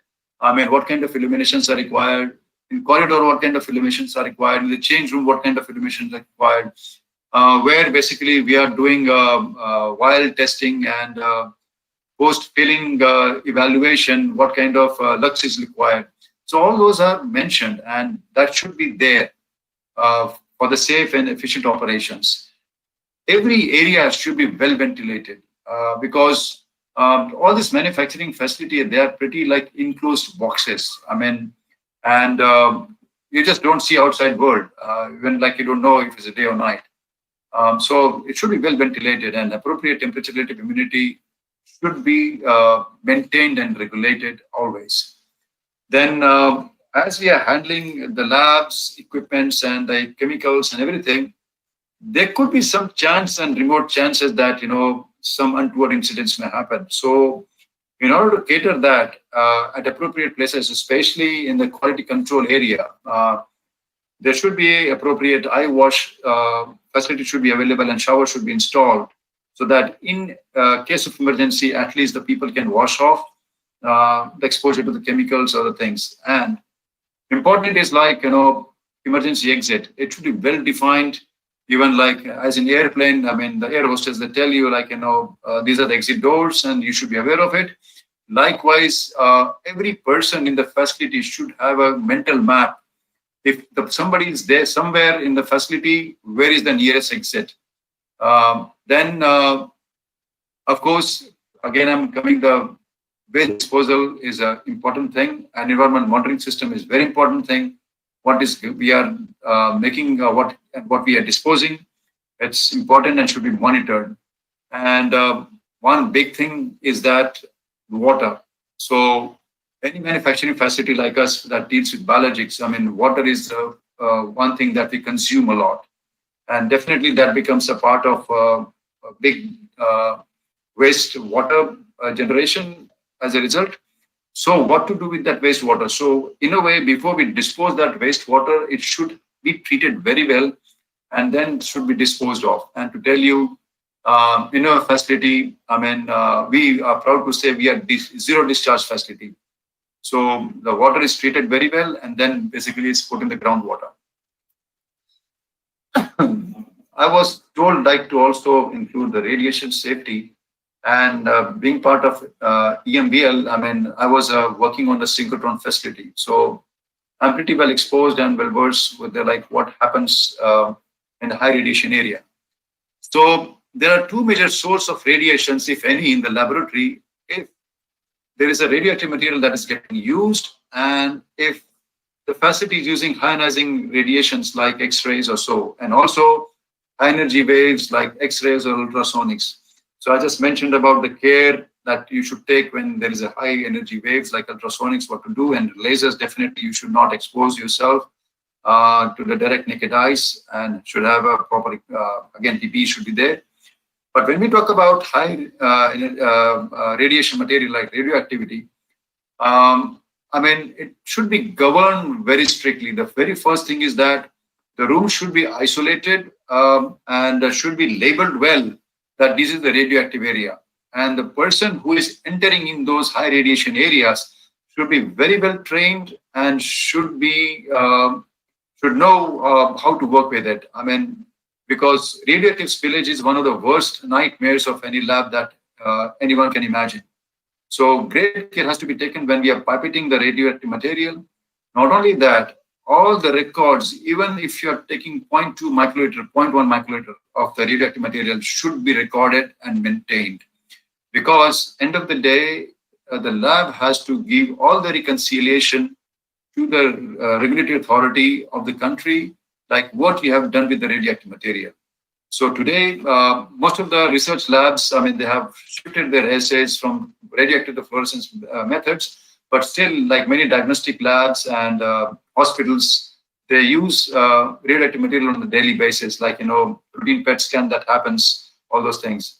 When we talk about facilities generating ionizing sources like X-rays, I mean, I would say that there should be proper interlock system should be in place that should ensure that only after the person has followed the procedure of proper interlocking, then only the person can switch on the high energy X-rays. So usually these facilities are designed until unless all the procedures are followed, the beam shutter will not open. The beam shutter will only open when the facility is very well interlocked. But definitely in case, if by chance any person stays inside the room of high radiation area and beam shutter has opened, there has to be a mechanism where you can basically do beam dump in a way that you can shut down the whole facility or synchrotron ring, so that, I mean, there could be definitely a big loss of experiment, but there will be we will be saving the human life. So in India, like an Atomic Energy Regulatory Board is a body that is basically assigned by Government of India to define the safety codes, act and rules to ensure all the regulatory requirements in the country to make sure that the compliances are there, then all basically the requirement of the rules and acts are being followed. And also they are one of the licensing authority.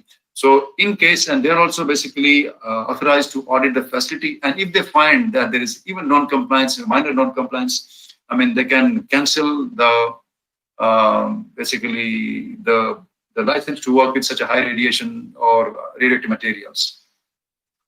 As I told you before, this radiation symbol and the wording style shall be prominently displayed in the room that houses this high energy radiation generating equipments, or where the radioactive materials are getting used. And as Madam, you mentioned that not only the radiological safety officer, but definitely biosafety officer should be appointed in every lab where appropriately where the things are getting used. And of course, no person below 18 years shall be employed as a worker. That's important. And as I mentioned before, in this facility, there should be no unauthorized access. So access control should be strictly maintained. And this is all basically mentioned in GSR 303 that was published in 2004. It's a gazette issued by Government of India. Definitely there are risks, but what should be the basically the mitigation or like to avoid such untoward incidents to happen? So as was also mentioned before, the person should be adequately educated depending on the type of assignment or the responsibilities the person is being assigned. And every person should have clear understanding what he or she is handling and what are the risks associated with it. At least in our institution, I mean, no person is allowed until unless proper training is provided to the person and we maintain the training record. And if we see that if any deviations are there by the set standing operating protocol, we reinforce the training and this retraining is logged. And as I mentioned, that under no circumstances unauthorized access should be given in the area. And whoever is authorized, I mean, the door or at the appropriate place, the names should be prominently displayed that who are the authorized person and who are not. And as mentioned today, this is a digital world. I mean, the digital logs and the things and the finger access can be given so that the log is maintained, who is entering and who is exiting this such a facility. And if we find that anyone basically his behavior or his kind of activities are such that can basically risk human life or risk the facility, I mean, appropriate penalty clause should be imposed. And as also mentioned and the previous speaker mentioned, like, general emergency procedures should be very well defined by the management.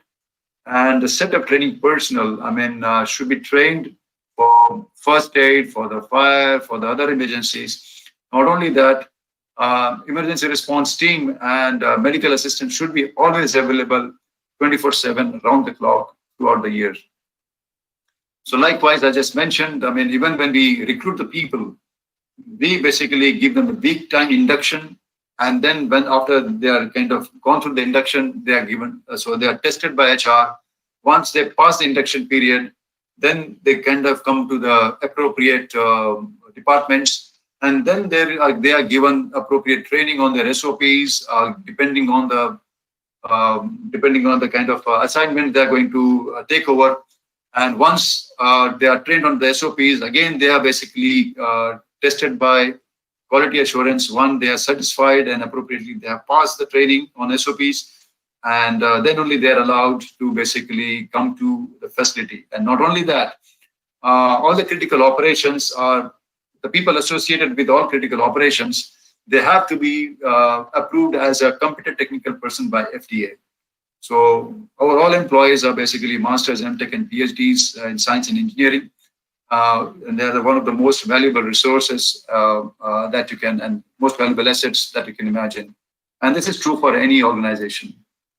So as mentioned before, like even from the management, I mean, such administrative control and safety policies should be there to ensure the safety. And they should be really have a stringent regulatory policy, safety policies. That basically mandates a periodic safety training. Safety signs should be appropriately placed, as I mentioned, and there should be more than one emergency exits. And everyone should have a mental map of all emergency exits.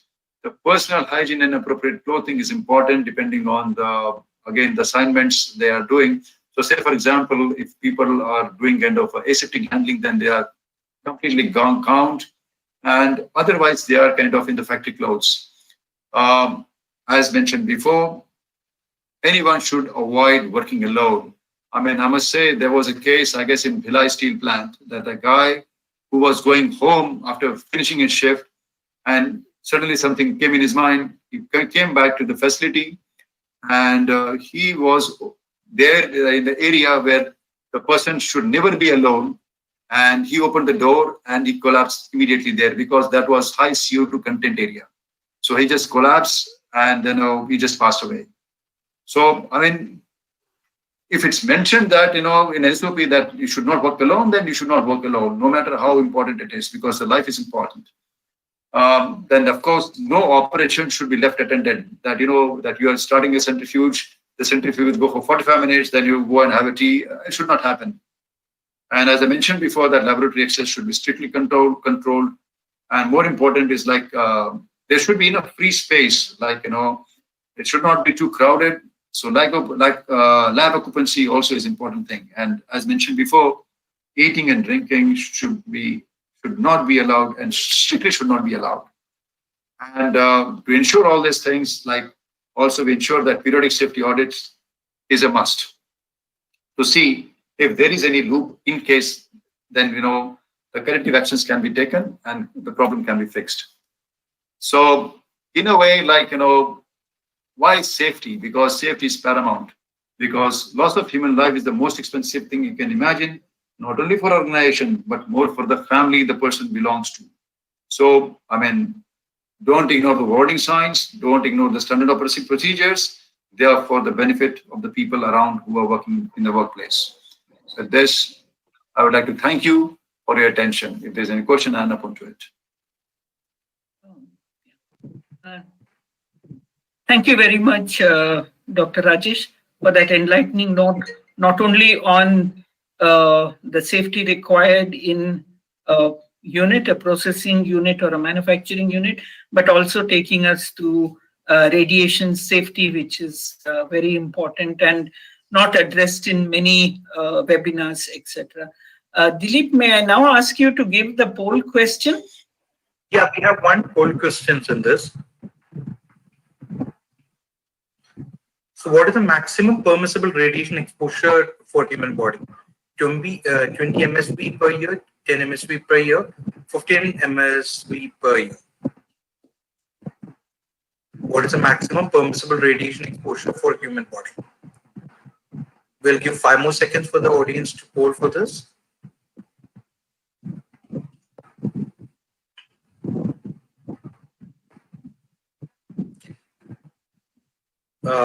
The correct answer is 20 MSV per year. Over to you, ma'am. Our next speaker and the final speaker for today is Dr. Awasthi. Dr. Awasthi is the safety officer for the premier institute of our country, the Indian Institute of Science, Bangalore. He is an assistant professor at the Center for Nanoscience and Engineering at IIS He has a PhD in electrical engineering from Princeton University, and he has worked in the field of semiconductor device fabrication technology for more than 10 years, specializing on photovoltaics.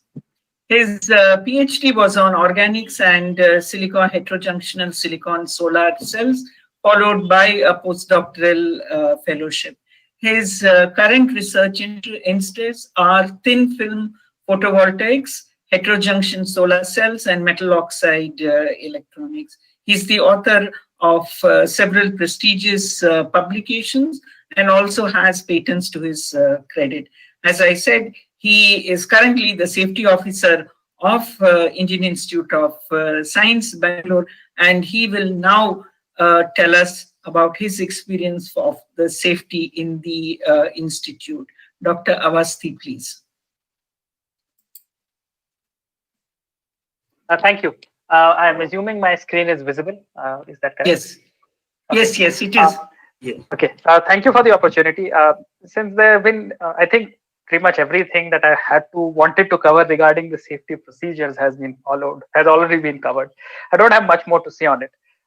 What I wanted to do was something slightly different. Is that I wanted to present to you the experience of ISC in the last 2-3 years of creating an office of laboratory safety, and then following up on it and trying to implement some of these safety procedures in academic setting. Indian academic setting and safety have not been words that have been used simultaneously. And a lot of, I think, Indian academic institutes are notorious for not valuing safety a lot. And to some extent, ISC was a little better, but I would not call it significantly better. But over the last few years, some changes have been implemented that have made things a lot better. So what those changes were, what is our experience with them, what works, what doesn't work. So that is the focus of this presentation, which might be a little more interesting to some of you who want to implement similar procedures in their own institutes or companies. My name is Sushoban. It's probably not very important, but I'm not the officer. I'm actually just the chair of the committee that does this. So I am not the person on the ground doing the work. That is actually done by some fabulous people who I should not take credit away from. But I just so happen to be the chair of a committee that sort of oversees it, so I have some visibility on what is being done and how it's being done. So let me first start with what is the challenge. So because we are an academic institute and we do research, we have a variety of hazards. Now, most of these hazards have already been covered in this webinar. But the point I want to make is that it is heterogeneous. Any hazard that you can think of, from radiological safety to lasers to chemicals to gases to electrical hazards, are present in most of our labs and most of our buildings. And as interdisciplinary research becomes more and more important, this challenge just becomes compounded because you have non-experts often dealing with things that are a little dangerous. Not just is our hazard heterogeneous, the other unique challenge is that we have a large population. And while it's a highly, let's call it, academic or meritorious population, it doesn't necessarily have all the skill sets. The good example of that is a person working in computational data science, understands machine learning, but may not, for example, understand the hazards associated with a laser or a oscillator. Worse, the population of an academic institute keeps changing. We are in this ignoble case where our best and the best trained students, which tend to be the senior students, leave every 5 years. So we are always in this race to keep training people. We never have a captive audience where you establish procedures and then that remains in the institutional memory. People leave at such a fast rate in an academic institution that you're always on the wheel. You're always trying to keep stuff up and running. You never get to a steady state. And since a lot of people coming into ISC are graduating from a lot of other institutes in India, where safety is not a primary culture, then they come in with that same habit when they come inside ISC, and that habit has to be broken and that culture has to be changed, which is always a hard thing to do. Finally, the way the projects in India, not just ISC, but India generally managed is that the faculty in charge or somebody gets the funds, implements the project. So all the decisions of how to do things happen at a faculty level or at a lab level, while the hazards are socialized. This is unlike a company where typically a head of the company would know the various chemicals or various hazards that are existing inside their umbrella. But in an academic institute, oftentimes we do not. I don't think the director of the ISC has any idea what is happening in the 600 or so labs that exist on campus. So, I mean, I talked about safety as a culture. Here's a very good example of something I see. So I don't know how many of you are familiar with Japanese railway, but they have a certain procedure called pointing and calling. You can look at the video. The basic idea is that they have a habit of pointing and calling whatever safety sign or signal that they see. And this is done despite, even if they're alone, even if there's nobody to see this. This is just something they do so that they themselves don't make a mistake. And it's called Shinso Kanko. And this has been shown in academic studies to reduce mistake by 85% and accidents by 30%. Something like this was tried in the Indian context in the Central Railway. And what led to was there was a lot of unrest because people didn't like this arbitrary shout and signal rule. And just this change of culture is, I think, one of the reasons why Japanese Railway has not had one accident in the last 60, 70 years, while Indian Railway every year sheds a significant amount of money and loss of human life to accidents. So this is the context. This is the Indian context in which ISC exists. So we have to accept the fact that this is what the input of the students will be like. Then again, also another question becomes of responsibility. In an academic system, who's responsible ultimately for keeping the lab safe? You can sort of very quickly answer this question that the faculty in charge is responsible, but is the faculty in charge really responsible or is the student responsible? Let me give you an example. Supposing there is a lab, there is a process, and the student doesn't follow the process. Who is at fault? The faculty is at fault or the student is at fault? Supposing there is a very clear standard operating procedure that chemical waste needs to be kept in a chemical waste shed. What if the chemical waste shed is not available or is not open often, or the person who's supposed to keep the chemical waste shed open locks the door and walks away? Who's at fault? The reason I'm sort of highlighting these things is it is not trivial. It's not an easy answer to ascribe responsibility and walk away. If you want to change a system, there has to be some deep thought given into what is the policy. The buck stops at whom, and for which does the buck stop where? So, I mean, this is not a general answer, but this is the answer that we have agreed upon at ISC. So this is part of our safety policy. It is something that has been stamped by our council, which is our highest body. So this is a legal document. So as per that legal document, the students are in charge of following the rules. If there is a rule, if the rules exist, and if you don't follow the rules, you are responsible. Who is responsible for setting the rules? The faculty are responsible for setting the rules. Who is responsible for providing the infrastructure to follow the rules? That is with the administration. What is the role of Office of Safety then? Office of Safety is for regulation, for information. We are not an executive body. We are not a policing body either. We are I'm sort of like a consultant who comes and gives an outside opinion on whether your lab is safe or not. But the ultimate responsibility for ensuring safety in the lab remains with the faculty. That sort of model, in my opinion, works in an Indian academic system because it agrees with the ground realities of an Indian academic system. Because that is how the projects are getting done. That is how the work is getting done. A lot of the times, one of the primary challenges in academic system is that virtually everything is an exception. You find somebody violating a rule and say, why are you violating the rule? And they're like, oh, it was just for that one time that I'm violating the rule. And I follow the rule every other time. Just caught me that one time that I was not wearing the helmet. To that, the answer has been, at least as far as OLSE is concerned, is that you follow the SOP exactly. Research provides a lot of room for innovations. Research provides a lot of room for thinking outside the box. But what you cannot do the thinking outside the box when you're following a standard operating procedure. When it comes to an SOP, you follow it to a T. When I read a T, literally a T. You just follow it exactly as it says. There is no ad hoc deviation. There is no impromptu deviation. There is no jugaad. There is no shortcut. Finally, it's always systems over scale. I see at Great Academic Institute, we have a storied history. We have a lot of people with a lot of experience. We have a lot of people who are known authorities in their subjects the world over. We have great students who are very smart, some senior students who are very skillful. None of this matters at all as far as safety is concerned, because the fact of the matter is these are three examples of one of the largest accidents in the last 100 years in human history.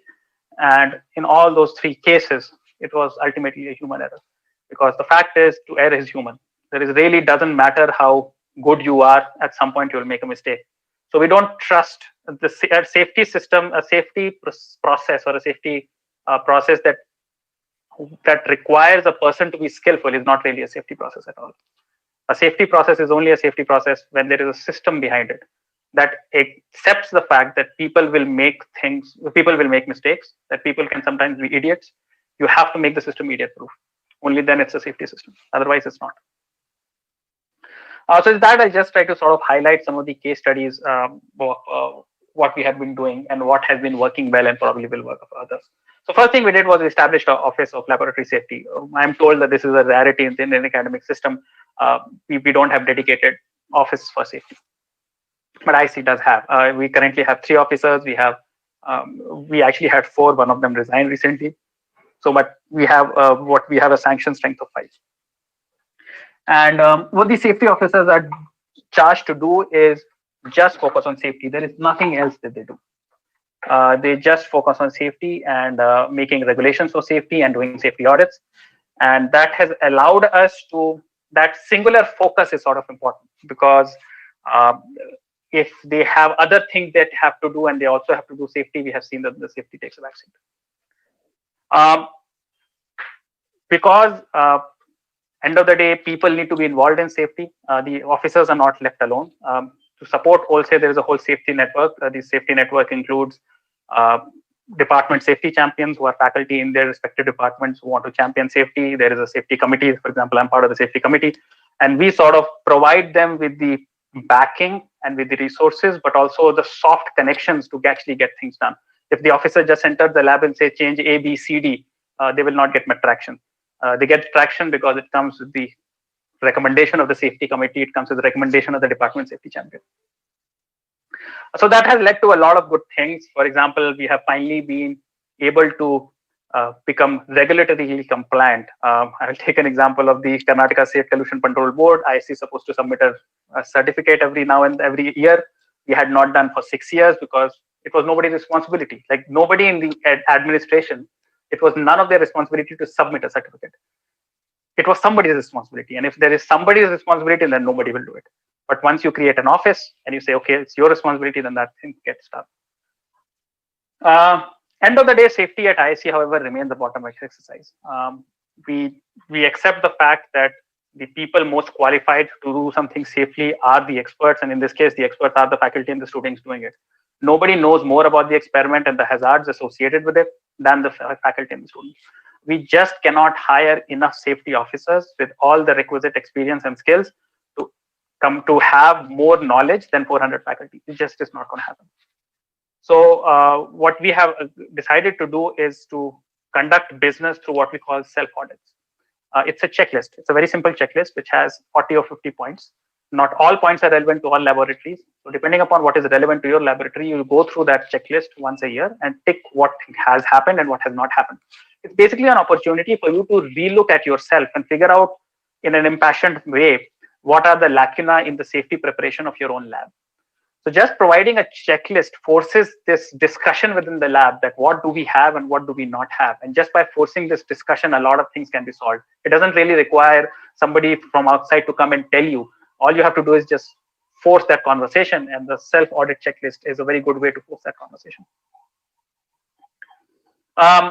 Another the thing that we have agreed upon at ISC is that anything that is not documented is unenforced. How do you change a cylinder?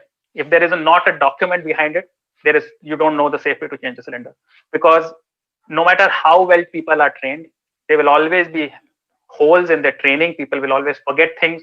Only when the word is put on paper and that paper is put in a file does that thing become solid. Unless there is an SOP behind a critical safety maneuver, you don't have a safe process. That documentation is sort of required, and we force that documentation. What is the outcome of several of these things? I think as of today's ISCs are much better in terms of everything: chemical waste disposal, handling of gas cylinders, etc. And a lot of it is just the formation of the safety office, backed by a safety policy, backed by a safety committee, and a very clear demarcation of roles and responsibilities. So yeah, so that's all I have to say on this. Just to sort of highlight, the safety office actually has a lot of teeth in ISC. They actually have the right to completely shut down a lab. They of course use it very responsibly, but that's a lot of power to give to an office. But that is sort of required because only then you are taken seriously. So there we have a series of escalating violations. So you start with a white notice, but if you don't fix things, your lab can actually be shut down. And for an academic research institute like ISC, that is a pretty bold statement. However, there are some challenges. I mean, I'm not going to lie that everything has been solved. The annual budget of the Office of Safety as today stands up around 40 lakhs, and this does not include the cost of infrastructure upgrades. In an academic institute like IC, for which has been around for 100 years, a lot of problems have been accumulating over the years. It's very hard to find, it's not easy to find this budget and justify that budget and actually implement it. Kudos to the current administration for actually doing that. It's not easy to maintain EHS officers at the salaries that ISC can offer. EHS officers are much in demand in the industry and you are competing with them. And there's of course a resistance to change. ISC has always been research first institute. Now you're saying it's not research first, it's safety first. That's a change in culture. It will not happen overnight. And again, because of problems that have accumulated over the last 100 years, there's just too much to do. The office tends to get overwhelmed. So you have to define priorities. You cannot fix everything in one shot. You just have to choose, okay, this is the priority right now, and this is why it's a priority, and you just chase it to the end, and then you pick the next. So in the spirit of picking priorities, one of the priorities that we have picked recently is we have focused on gas safety. That is because it was the most common hazard and significant hazard in ISC. ISC houses more than 2,000 cylinders. By the way, we now know it is 2,000 cylinders because we did a count. Till then, we had no idea. And also we have a decentralized purchase where each lab purchases their own cylinders. So again, at an administration level, we have no visibility of how many cylinders exist and of what kind. In fact, there was an accident at ISC that a lot of people might be familiar with. I'll sort of skip this in the interest of time because I think we're running over. So the action item was to actually first identify some high-risk labs. Now, not all gas cylinders are created equal. Some gas cylinders are more unsafe than others. So we identified 6 or 7 labs that were considered high risk. And we formed a Pandian committee, which actually had representatives from ISRO and DRDO, and they gave recommendations. And then we implemented those recommendations in priority. And that was a lot of cost, but it was borne by the institute, and we finished that job, or in the close to finishing that job. Again, we've already discussed about documenting things. We have also conducted external audit, and I think Madam mentioned in her presentation hazard studies. Like you need to sort of do a study to understand what are the hazards. So we have started doing those at least for high risk labs. So these are professionally done things, professionally done studies, which provide a very clear idea of where the lacuna lie. Cylinder handling. I mean, again, a lot of this has been covered in this webinar already, so I'll not highlight. But there are definitely ways of doing this correctly, and then there are ways of not doing this correctly. And I think these 3 or 4 rules accurately summarize the problems in most academic institutes. People don't use cylinder carts; they roll their cylinders. They don't tag their cylinders, so nobody knows what's inside it. And they don't restrain their cylinders. I think if these 3 things are followed by most academic institutions, 80% of the problems related to gas safety in India will be solved. So these are the 3 priorities that we have decided to do. And I'm happy to say that as of today, if you go to a random lab in ISC, all 3 of these will be followed. So, and that, in my opinion, gets you 80% of the way there. All right. We're also trying to sort of dispose old cylinders. Cylinders have a finite shelf life. In an academic institution, what can tend to happen is cylinders can accumulate and nobody remembers when they were last purchased. So you have to every now and then get rid of old cylinders, etc. The challenge, of course, is that some of these problems are very old, 30, 40 years old. Some of the cylinders are permanent installations that have been there for 40 years. It's not easy to sort of change that whole system and go to a new one. A lot of industry relevant research, ISC, like a lot of other academic institutes, has been asked to do a lot more industry relevant research. When you do industry relevant research, the consequence of that is the accidents are not small anymore. You need these industrial scale safety also. I have given an example of the fund-in committee recommendation. IC spent close to 6 crores implementing the fund-in committee recommendations. Unfortunately, this money will never be accounted in any research project. DST, MHRD, SERB, and maybe DBT does things differently, but at least I know MHRD, DST, and SERB does not allow for any safety line item in any of their projects. So all of this money has to then be found from internal resources, and I think that is never going to work very well. Somebody has to sensitize the funding agencies that safety should be part of the project. The third thing we sort of focused in on, and I think we have done a reasonable job, is of fire safety. Why? Because fire hazards are ubiquitous. I mean, it doesn't really matter whether what other type of hazard, specialist hazard you have, but virtually every building has fire hazard. And again, ISC being an old institute has a lot of old buildings that were made before IBC 2016 came into effect. I mean, safety exits and sprinklers, etc., are just not there in these buildings. So we have to figure out a way to sort of retrofit some of them, but also a lot of new buildings have come up in ISC over the last 10, 15 years. A lot of them were designed with these systems in place, but that doesn't mean those systems were maintained.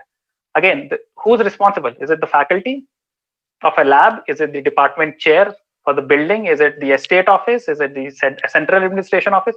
Unless you very clearly identify who, nobody does it. So what we have sort of done is we have OLSE is now in charge some of these. So we have started repairing these existing fire extinguisher, fire infrastructures. We have started enhancing where it needs to be enhanced in older buildings. We have clarified what are the rules and responsibilities. And I think I'm repeating myself, but this is very, very important. Responsibility needs to be assigned, otherwise it doesn't get taken up. And finally, you also need to make an emergency plan. It's not easy to come up with a generalized emergency plan for all of ISC, but I'm happy to say that we do have now an emergency plan. There is a control room, there is a chain of command and how the security will interact with Office of Safety to deal with a certain some emergency. We have security guards. They are all outsourced from a security agency. Some of them we have actually ensured that some of those people are actually trained in using fire extinguishers and a few other basic safety drills to ensure that even at night time when nobody is around, there is some sort of an emergency response if need be. But again, this is a work in progress. We are trying to get better as we go along.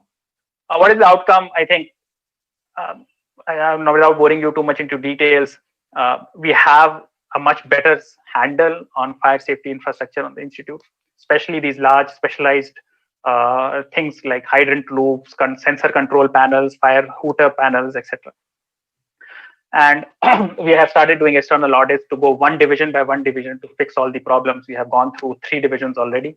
That's around 30% of the campus. We hope to do the other 70% in the next 1.5 years. I think I'll just skip it in the interest of time. What are the challenges? Funds. We did a rough calculation just to fix all the problems that have been exposed by the audit in the 3 divisions. We estimate that we need something on the order of 12 CR to fill all the problems. Now, where do we find this money? It's not easy because MHRD would not give it to you if I send them a bill. We also realized that they're soft problems. A lot of these systems were on AMC, but they were still not functional because the person who's signing off, so the vendor came and did something, but the person who signed off that the vendor has done things correctly did not have any idea about how these systems are maintained. I mean, I'm a professor in electronics engineering. I don't really understand how a fire hydrant system works.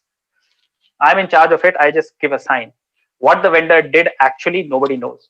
So that created this system where the systems were there. We were paying an AMC money to maintain the systems, but still the systems are not being maintained. So AMC alone is not enough. End of the day, you need some technical knowledge. And again, Office of Safety has helped. Final point on this architect's vision, like a lot of other academic institutes, ISC has lab space. When it is given to a faculty, they create partitions, they create a plan for what their lab will look like. But sometimes that plan is at odds with how the architect envisioned that room will be. For example, the architect envisioned that this will be one monolith room, so he installed one smoke detector. The faculty came and partitioned it into 3 rooms with different things, and now 2 rooms don't have a fire detector. So those kind of things happen, and we are in the process of figuring out ways to prevent such things from happening in future. not everything is rosy. Let me highlight some issues that we are having. PPE is getting much better, but still, I am not so confident to say that if I go to a random lab in ISC, it will have all the personal protective equipment it really needs. One more, it might have the PPE it needs, but that doesn't mean the students are regularly wearing it. I still think this is something that it comes down to training, it comes down to messaging. I think with time it will get better, but today I'm not very confident that this is 100% there. It's 60-70% there, but not 100%. Lab waste, a huge issue. A lot of labs create waste. The lab, not just lab, chemical waste disposal system in India is broken. For several very tricky types of waste, there are no good vendors who will actually take the chemical waste and dump it. A lot of people will come to you and say, we'll take the waste away, give me money. But then you ask, what certification do you have of managing this waste? And they give you this blank stare. Because fact of the matter is, they don't have any certifications. They're just coming here, they'll take the hazardous waste and dump it in some municipal site. And I think that is not a responsible way to do things. So ISC is not trying, it's trying to not do that. But point is that ISC alone will not be able to fix this. I mean, the whole chemical waste disposal system in India needs to be overhauled, and there's just no way around it. Another thing that doesn't work very well is electricity. People tend to not think seriously about electrical hazards. Almost everybody will have seen the sort of, I don't know, a pile of wires in lab where all these power strips are connected one after the other, and nobody quite knows what is the load connected to them. So these are some of the things we are trying to sensitize people. Please don't do it. Your lab might not have anything other than computers, but it has a bunch of wires lying around on the floor like this. That's a recipe for disaster.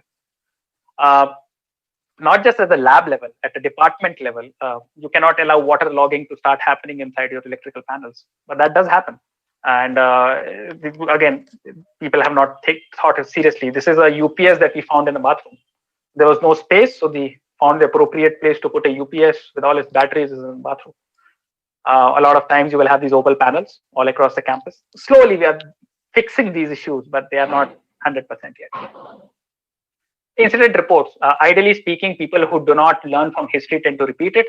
I go back to this famous series of pictures. They are self-explanatory. That if you don't learn from your mistake, you sort of repeat it. And just so that's why it's very important to have incident reports. Unfortunately, we still don't get as many incident reports as we think we should, because behind every accident were 10 or 100 near misses. If you can capture those near misses, that gives you data to know what is not working and fix before that one accident happens. But you can only do that when you have the data. So that those near misses need to be captured. We are not there yet. We don't capture enough near misses. I think one of the speakers has already covered these, that you should have a list of all the hazards inside the lab. We have policy on it, but that doesn't mean it's implemented 100%. It's something we are working towards. There's some final comments. Office of Safety, I think, is essential. I think a lot of 80% of the way there is to just establish responsibility, establish rules, and establish a system of audits. And that is where the Office of Safety comes in. It is extremely important to define priorities. If you try to do everything in one shot, you will not do anything, because in a large academic institutes, too many things are wrong. But you have to start somewhere. And the culture of safety is missing in India. Government regulations are essentially non-existent. I don't know why, but government of India has essentially given blanket exemptions to all the safety rulings to academic institutions. I think that needs to change. And I'll just leave you with this final slide, which is the food for thought. I got this from Shell, which is a company that is very well known for their industrial safety. And basically the point is that when you start on the journey of safety, the institution goes through phases. So you start with something where it's pathological, where you just want to get the job done and nobody cares about safety. You move to a system where safety is considered important. A lot of people talk about it, but actual action only happens when accidents happen. From that, if you continue the journey, you will maybe get to a system where a lot of systems are in place. There are ways to manage things, but it is still not self-driven. It is still top-driven. It is because of the Office of Safety shouting on you that you follow the system. But the happy situation happens when you go beyond that point and go to proactive and citizenship, where the people who are doing the work from the ground up themselves think of safety as a value and strive for it, just like excellence is a value, safety is a value. And when you do that, that is when the system really becomes safe. So I think this is where we need to do, and I think we all need to think about how to push our individual institutions from left to right. So with that, I think I'll end. Thank you.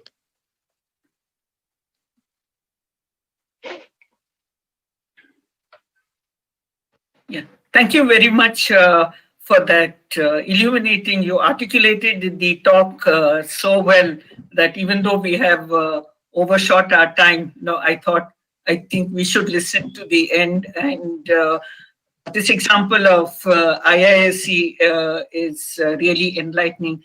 I just wanted to share with you the type of problems we also had in CFTRI. Although we don't have a safety thing, we went in for the ISO 14001 and ISO 9001, where safety is a top priority. So we were getting audited for these safety things. And as usual, when it first started, all of us were against it. And, there was a big hue and cry. But once we got into it, I think ISO 14001, the ISO 9001, and ISO 17025 has really helped in a small way, I would say about, say 40 to 50%. And it has helped in building the culture of safety. But to add to what you said, I think the culture of safety has to come from within, because I also had the experience with the students. Every day I have to say, please wear your lab coats, please, do this. So it doesn't come naturally to them. So I would agree. And with such a big institute as IISc, I know it must have been a Herculean task. Thank you very much, Dr. Avasthi, for that. Dilip, could we have that question, please, the poll? Yeah, we have one question here. IISc value, which of the following more in safety? System, skill, experience, and authority. So,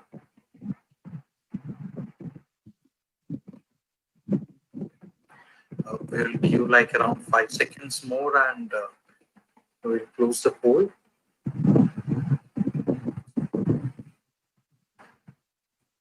So, around 48% of people feel that this system has more value. So over to you, ma'am. We maybe have like around 10 minutes or 5 minutes. Yeah, that's what I was saying.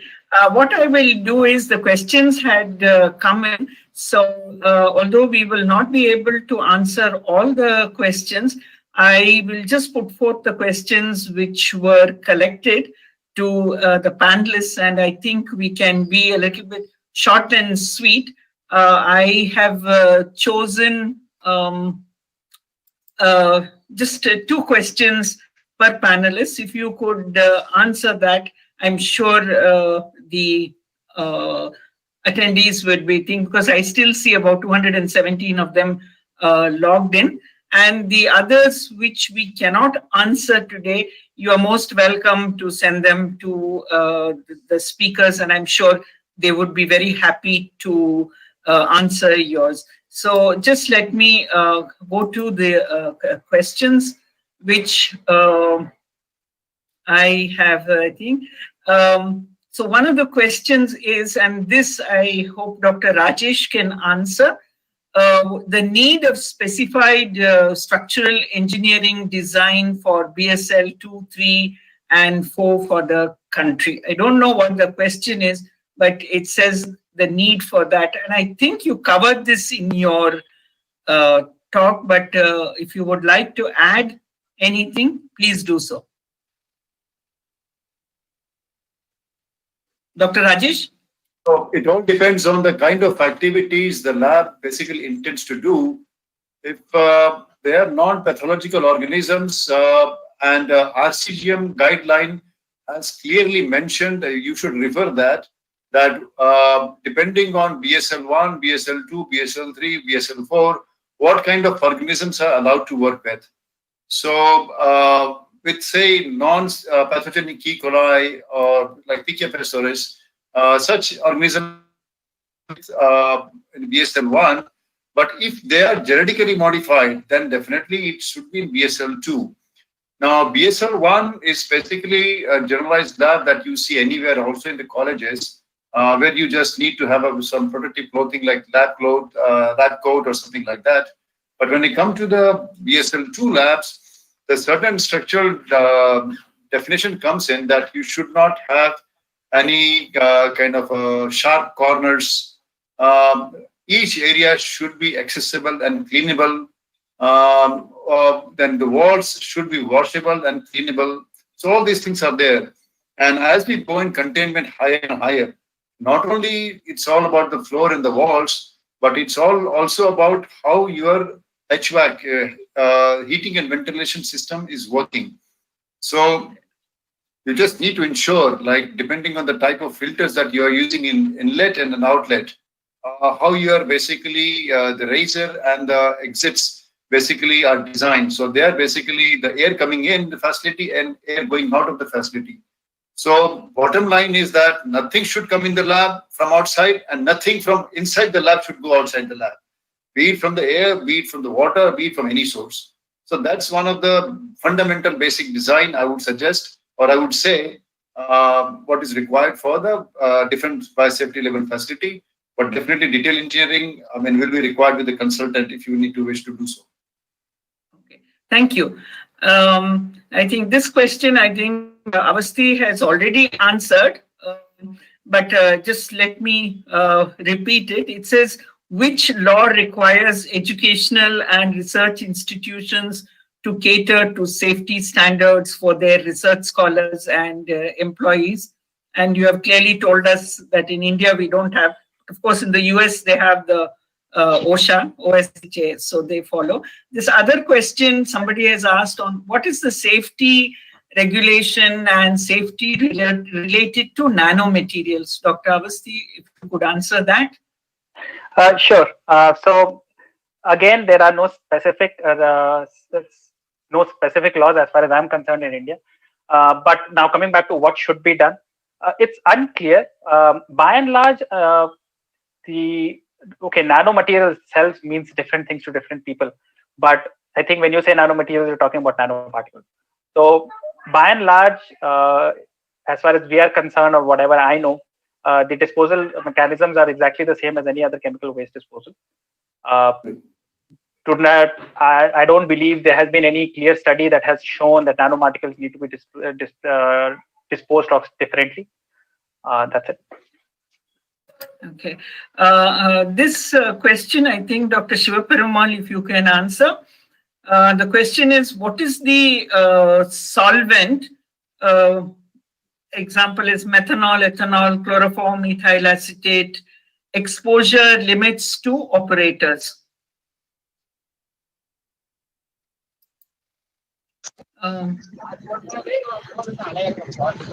Exposure limit, actually, madam, I'm not aware of this because I'll send it mail, madam. I'll go through it and get back to you, madam. Okay. Exposure limits. I know, very difficult. There are limits thing. And then there is a very interesting question on how can one make a career in biosafety fields and what certifications need to be obtained? And well, I would like to answer this question and to say that regardless of the background and education, the biosafety professionals have to develop knowledge on the principles of all the subjects, that's epidemiology, disease transmission, risk assessment, microbiology, hygiene, molecular biology, veterinary science, etc. As far as I went through the literature, in India, I don't think there is any course as such for biosafety, but I did find that the Gujarat Biotechnology Board has got an online course for biosafety, and then you take an exam at the end of it, and you get a certificate that you are a biosafety professional. But I do not know how many people recognize that. However, if you see in the US and thing, we have the ABSA International, which actually offers you this registered biosafety professional, or you could get a certification as a certified biological safety professional. These are very similar to, if you are working in a clinical lab, you take the AACP, you're certified by AACP, or if you're a dietitian, you're certified by the American Dietetics Association. So that is the professionalism. But in India, I'm not too sure if any one of the panelists has any information. I think it would be useful, because it looks as though some of the participants would like to take up biosafety as a career option. Is there anyone who could add anything from amongst us? Yeah, I can put a word in this, because as part of this webinar series, NBM actually planned to conduct one webinar series on skill development and career opportunities for environment, health and safety professionals. So we are going to have that webinar on 26th November. So most of this question regarding the career opportunity and certification which is required for a biosafety officer and for an EHS professionals will be discussed in that seminar. So I request that whoever asked that specific question can attend that specific seminar on 26th November. And we will be trying to feature academicians and industry professionals who are actually conducting this safety or the certification courses in the country. Okay, I think we have overshot our time, and it's close to 5:30. So I would like to sum up and say that this afternoon has been very interesting, and we have heard topics and talks on what is the industry perspective of safety and how much safety is required. The academia perspective and working in a research lab, the types, especially when it is a heterogeneous institute where you have more than one discipline, how difficult safety becomes. And we have also had Dr. Ashok Perumal telling us about the basics of this. And I would like to thank all the three speakers for taking their time off and spending the whole afternoon for this workshop to make it useful for the participants. I think initially we had more than about 300 and odd from my screen, what I saw. And that is a huge number for a webinar. So I would like to thank you, Dr. Rajesh, Dr. Avasthi, and Dr. Perumal for taking your time off and making this webinar a success. I would like to thank Dilip also for having organized this so professionally without any wits. And last but not the least, for all our attendees who have attended this webinar, and I hope you have gained some insight into safety and will practice these safety practices and rules when you work in your laboratories or when you set up your own industry. Thank you very much. Thank you, ma'am. Thanks a lot for all your time. For the participants, I have an announcement to me. Tomorrow, you will be receiving a mail to fill the feedback. Along with that email, there is a certificate will be there for attending this webinar. And I request all the participants to fill the feedback, because that will help us to improve our program in the coming days. And we are listed 2 more programs in this series. Another one is coming on 19th of November, and the next one coming on the 26th of November. On 19th of November, we have a webinar on adopting green and sustainable practices in biopharma industry. So we have industry leaders we have people from Dr. Reddy's and academicians also coming into this specific field. And so I look forward that all the partners will be attending into that webinar also. So thank you for all your time, and hoping that we'll meet soon. Thank you. Thank you, ma'am. Thank you. Thank you to all speakers. Thank you very much.